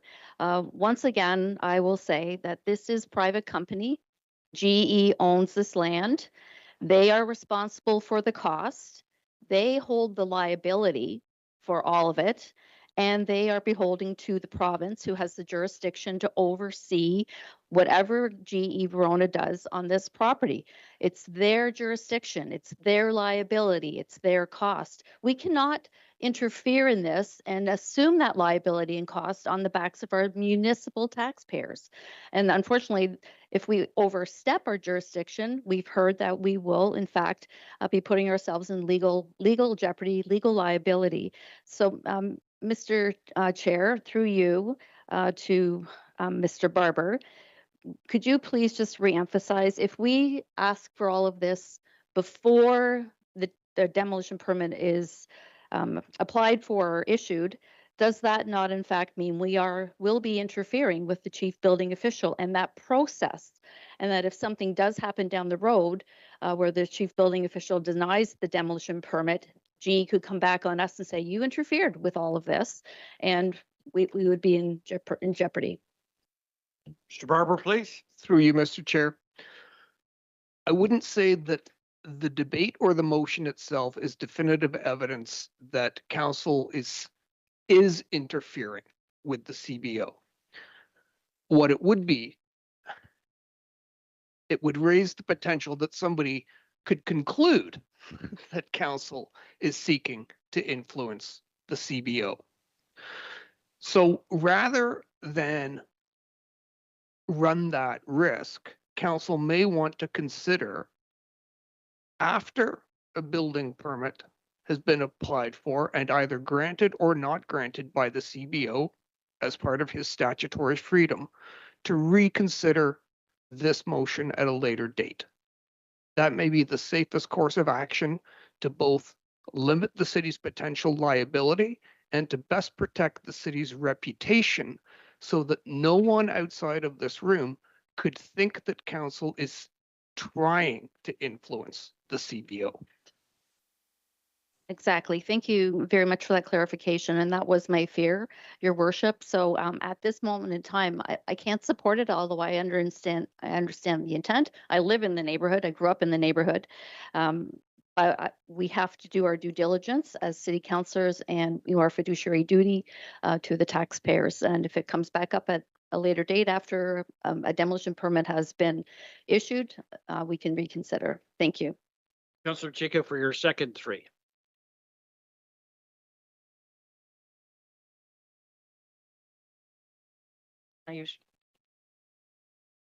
Thank you very much, Your Worship. Through you, I just want to raise the issue, and it's being raised that this is private property. Absolutely, it's private property, no question.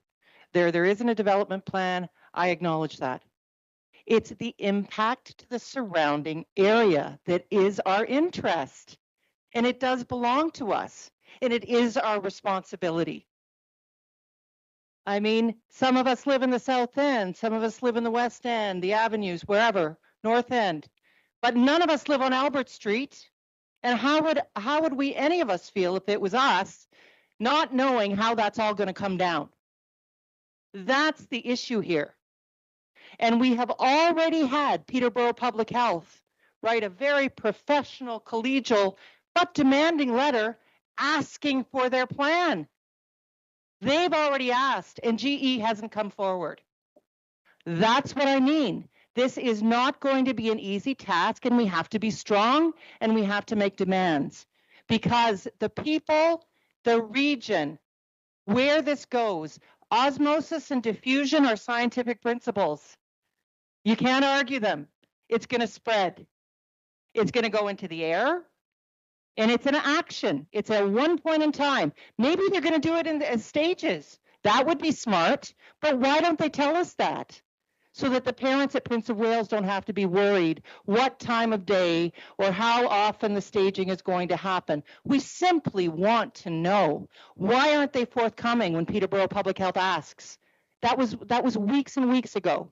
Still, nothing coming forward from them. We as a municipality have the power to ask. They can only agree to or disagree to doing that. So we need to do what we can. Now is the time to ask it, and it's for the people on Albert Street, on Chamberlain, on Monaghan Road, in the county, who are downstream, because it's going to dissipate everything that comes down in that demolition. It's not all going to land on a simple little cement pad that is non-toxic.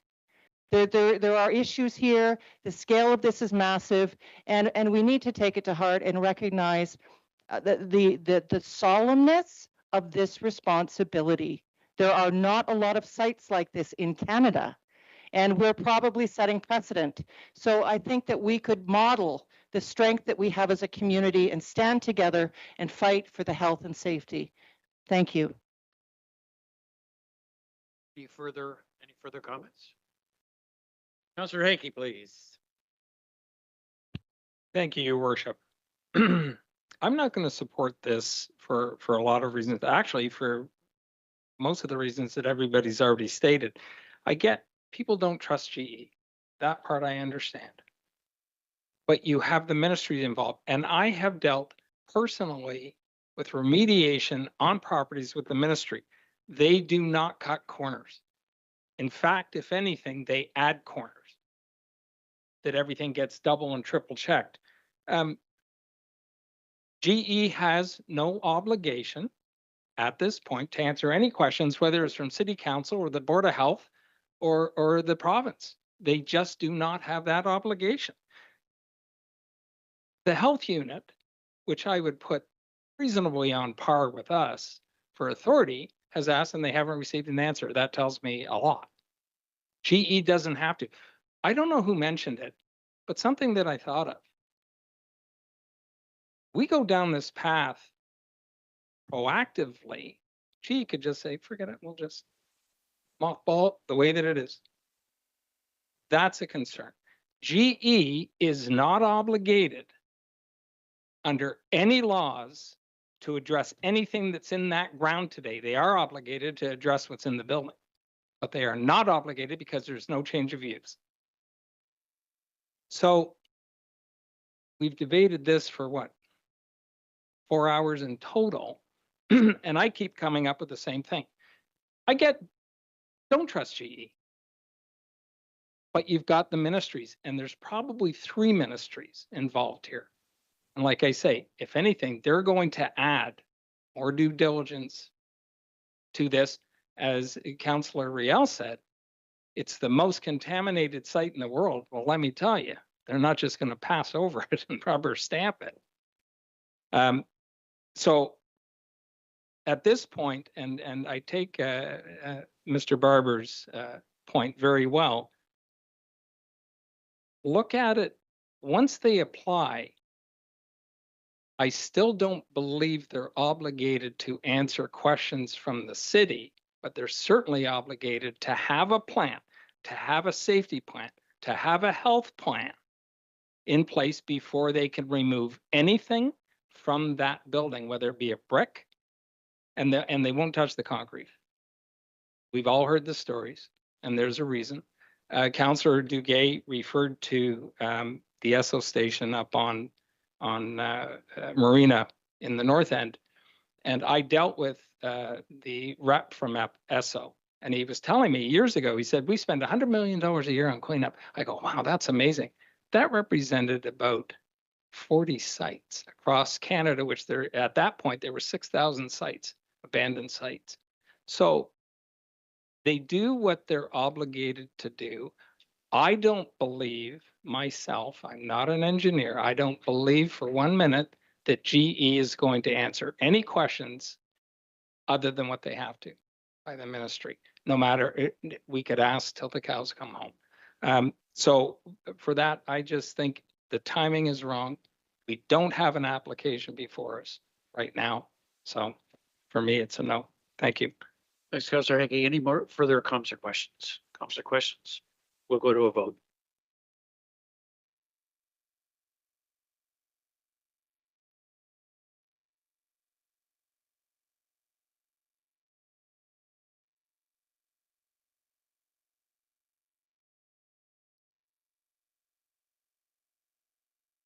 And the amendment does not carry. The main motion, received for information. Councillor Duguay, seconder. Seconder on the, Councillor Hickey. Comments or questions? Councillor Crowley, please. If it's appropriate, can I make another amendment at the risk of making a longer session longer? To the report that said it's for To information. the main motion, yeah, am I able Okay. to make so I sent it to Natalie, simply that it was based on a question that I had asked Commissioner Nelson earlier, that staff be directed to, and I hope the wording is okay, and staff, you can absolutely help me with it if need be. That staff be directed to retrieve a copy of a demolition plan for 107 Park Street when it becomes available and through appropriate means, and report back to council on the contents of the plan. Is that? No, but I'm directing staff to do it. And I'm so this, if I can. Mr. Nelson, please, or Mr. Nelson or Mr. Barber? Through the chair. So it's my understanding that, and again, speaking to Mr. Barber's, the recommendation would be that the request for the plan would be, and obviously the plan wouldn't be prepared until such time that an application would be made. The recommendation would be that the plan not be requested and or reviewed with council until such time that the chief building official has made a judgment or a determination on the issuance of the permit. Because otherwise, if it's made before that, it's subject to, is there the question of manipulation?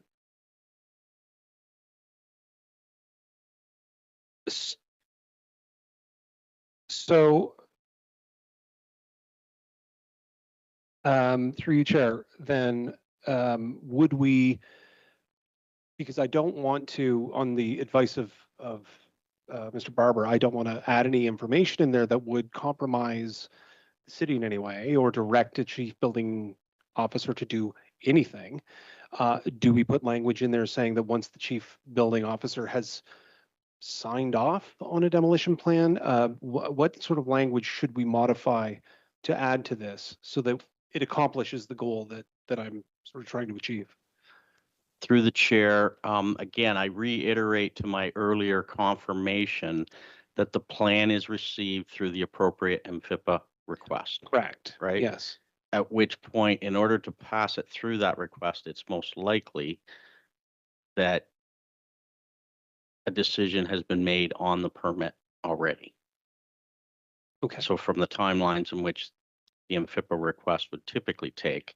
So from that perspective, if we add that wording, staff could give a layman's overview of what the plan is illustrating. Okay. So I mean, I did have when it becomes available and through appropriate means, and I would presume appropriate means would include the most appropriate way to gather that report might be through MFIPA. It should.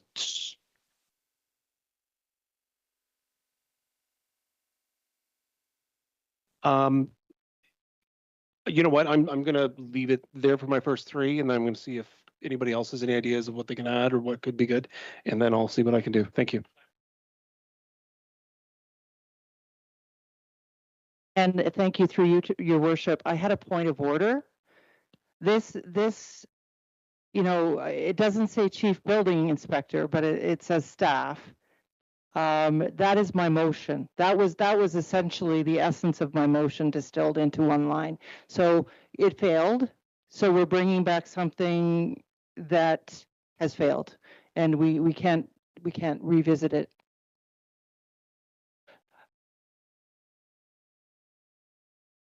That is exactly what I had asked for in my motion. Yeah. Through you, Mr. Chair. It hasn't been decided by council yet at the end of the meeting, but if it's failed on the first one, then reconsidering it is not a good use of time if it's the same motion as what was already considered.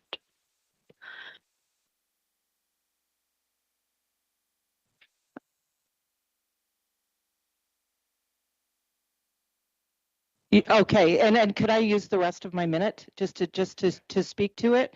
Yeah, so I'm arguing that it's redundant. It's precisely asking for the same thing I did. And when it becomes available, it's not so different than, you know, when they've got it and apply for it. So I think this could be read as quite the same thing as the motion that I had. And that's the very reason that I brought it forward. So thank you for that, Your Worship. Yeah, Councillor Carly, it would be my view that we've already dealt with this, but Okay, yeah, fair. I mean, I guess that I appreciate Councillor LaChica's comments, and it wasn't like I'm trying to steal her thunder or anything like that by any means. No, and I understand that. we're just dealing with the procedure, Fair enough. whether it's been dealt with or not. Fair enough. And I think that the difference is that I'm directing our staff to get through MFIPA the report as opposed to us directing someone that we are not able to direct through our jurisdiction. So it's sort of like redirecting the motion to another member. If it's out of order, then by all means we can, I don't think it's out of order, but I think it's out of order. fair enough.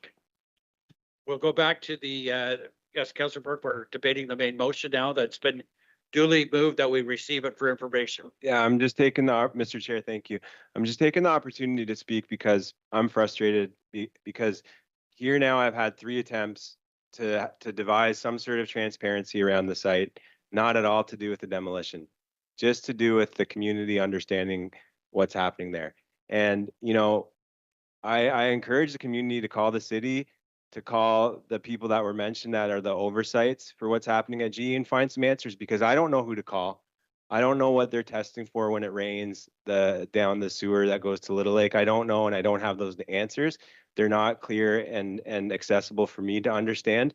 In fact, all we have around what is happening on the site is really unfounded, and it's definitely unfounded on our side of the street by the city. We don't know what is happening on and off that site, and I think that it is our responsibility to do so. And I'm just disappointed that that the interpretation of this always comes back to the demolition. This has nothing to do with the demolition. This has to do with creating some sort of understanding as to what's happening on that site. And to me, I believe that we still don't have that.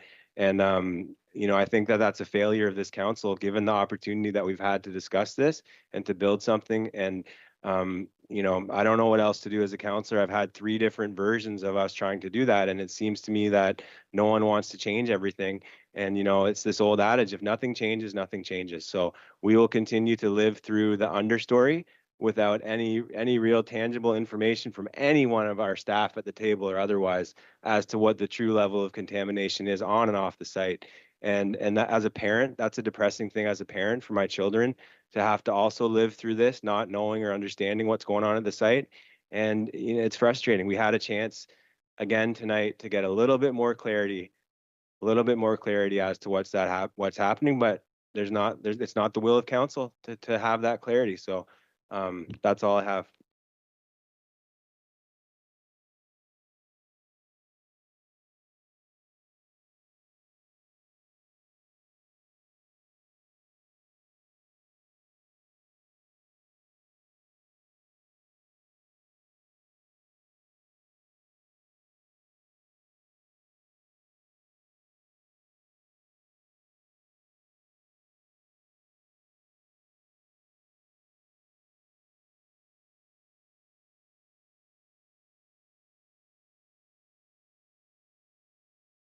And that is carried.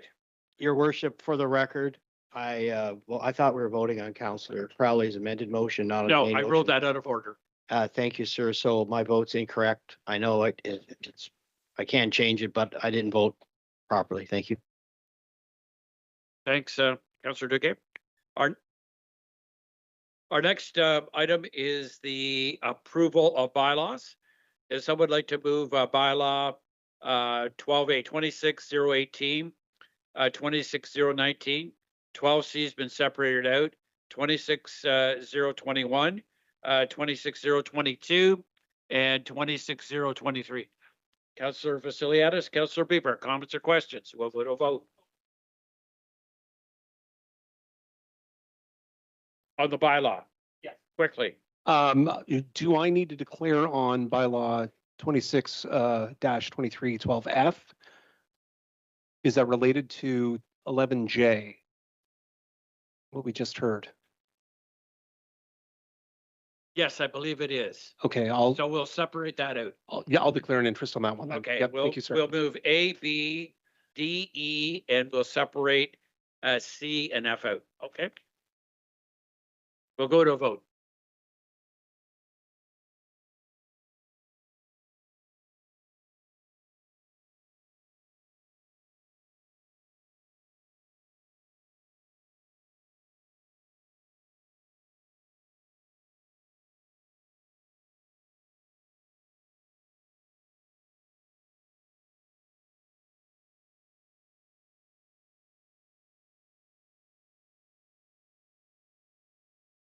And that's carried. Someone like to move 12C. Councillor Purnell, Councillor Baldwin, Councillors Duguay and Hickey declared an interest on this one. We'll go to a vote.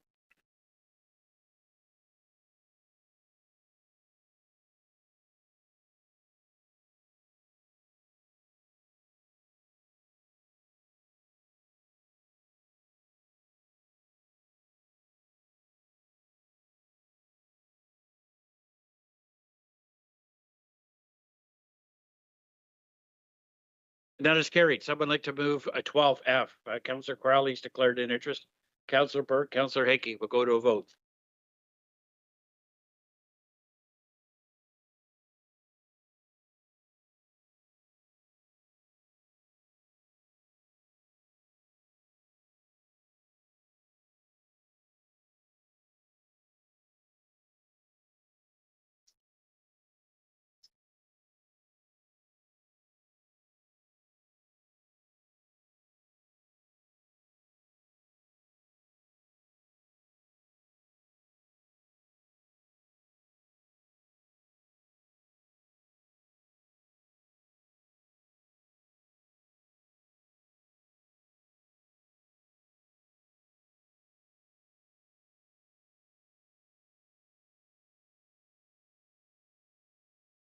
That is carried. Other business, other business.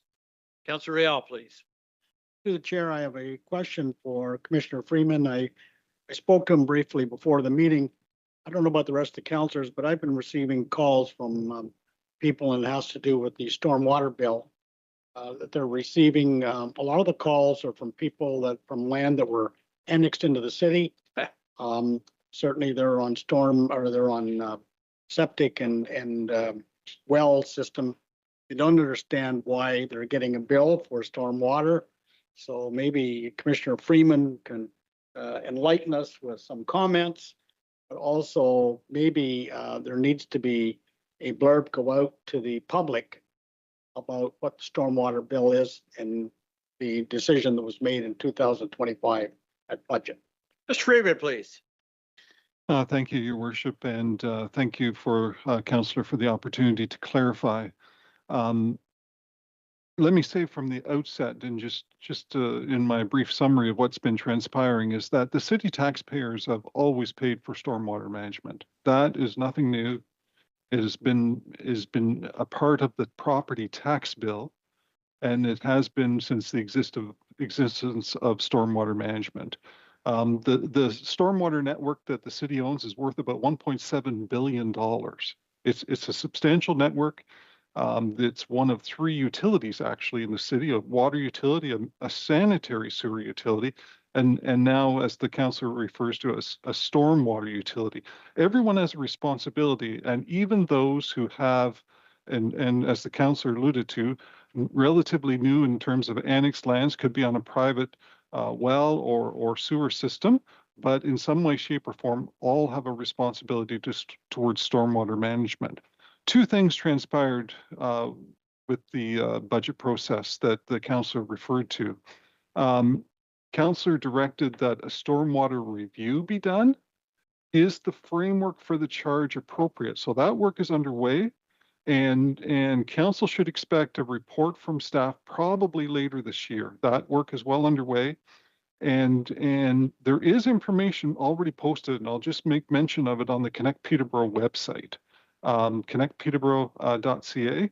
There's a wealth of information there about that review that's undertaken. The second thing, and I think this is what's giving rise to the phone calls, is that council directed, it's always been buried in the property tax bill. We need to get transparency. We need to get visibility onto the charge. And council directed that it be taken off the property tax bill and billed separately as a separate charge. It's a lateral move, dollars off the property tax bill and billed separately. No additional cost, off of one bill, onto another. That's, I think, what's giving rise to the phone calls. Admittedly, it took a while for staff to develop the process. There was a catch-up period. And so that probably exasperated some of the phone calls, but there was a catch-up period. 2026 will move into a regular rhythm. It depends on who is the property owner, the classification of the property owner. Is it, commercial industrial? Is it residential? Is it a landlord of a vacant property? All of those could be, one could be monthly, one could be bi-monthly, or one could even be quarterly, but there will be a normal rhythm throughout 2026. Hopefully that brings clarity and provides some additional context to the work that's underway at this present time. Thank you, Your Worship, and thank you, Councillor, for the opportunity to serve. Vice Councillor Real, you're fine. Good. Any other? Councillor Hickey, please. Thank you very much, Your Worship. I'm going to follow up with Mr. Freeman on that. And I have another question, and I've had the same calls that Councillor Riel's had. I believe one of the drivers of this program was that there was institutions, in particular in Peterborough, that were not paying a stormwater management fee because they don't pay property taxes. And through you, Your Worship, to Mr. Freeman, can you give me a rough estimate of how many landowners that would entail? Mr. Freeman, please. Yeah, Your Worship, that is absolutely correct. And I go back to what I said earlier, that all properties in some way, shape, or form contribute to the problem, but not everyone is paying as part of the solution. And of course, the city owns some of those properties. We own some of those properties.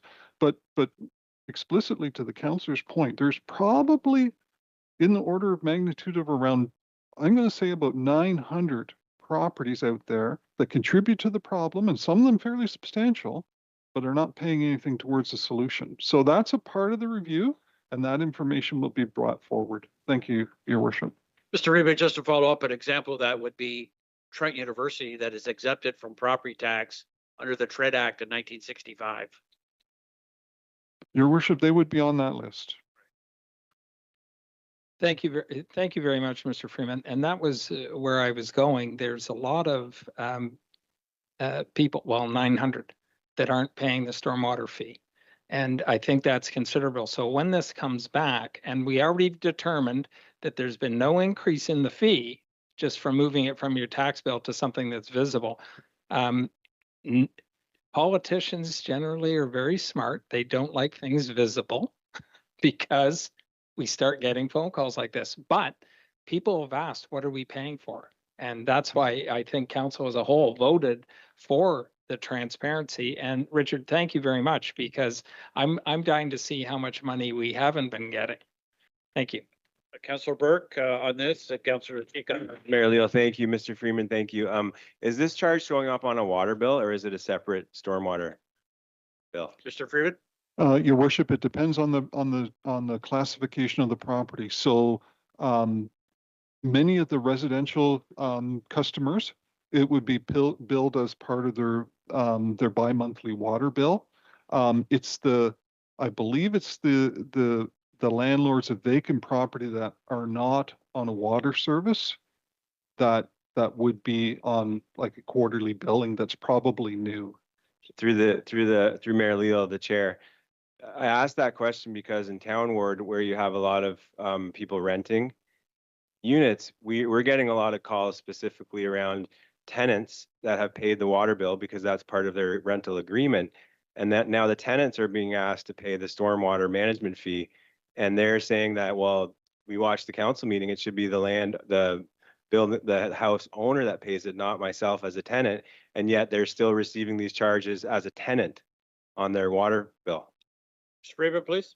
Your worship, I alluded to earlier, it took a while for staff to work through the process, and Councillor, you asked that some time ago, and staff heard you, and we took it to heart, and we went back, and who are the property owners? It's the owner that is responsible for stormwater management. The tenant can't impact what happens necessarily with stormwater management. So the bills are going to the owner. I appreciate that very much, Mr. Freeman. Thank you. Councillor Chica on the water. Thank you, through you, your worship. To Councillor Riel's point, lots of calls to the liaisons for infrastructure on this, and some discussion had already today about it. But, you know, on the other end of the spectrum, those that already have elaborate, in their condo developments, for example, elaborate stormwater systems that they pay for exorbitantly, and it costs $2,000 to have it flushed out when they do it, and it's annually checked. So those folks are paying doubly for the situation. And so certainly that analysis should be part of the review as well. And I'm understanding that it is, correct? Mr. Freeman, please. Your worship, I'm going to have to look over at my my colleague here, my staff colleague, Mr. Nelson, and he's the one leading the review, and I'm going to look to him to provide an answer. Mr. Nelson, please. Through the chair to Councillor Chica, yes.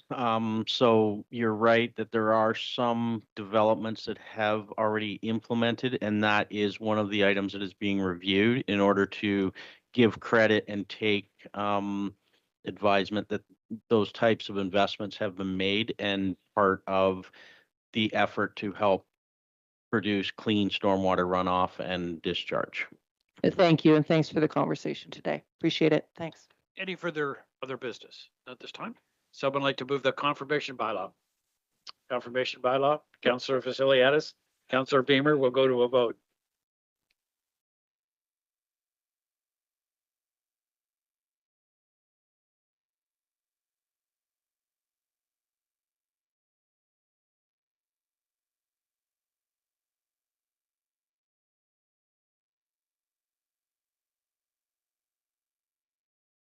Carried. Motion to adjourn. Thanks, Councillor Baldwin, Councillor Purnell.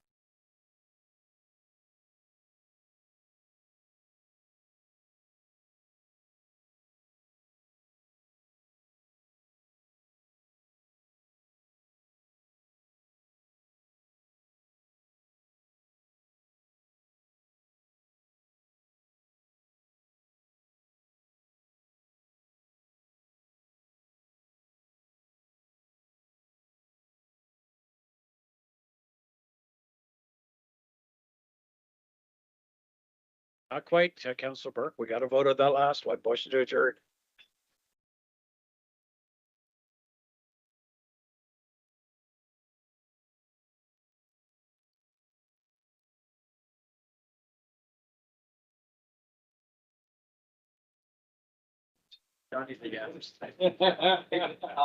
Councillor Vasiliadis, please.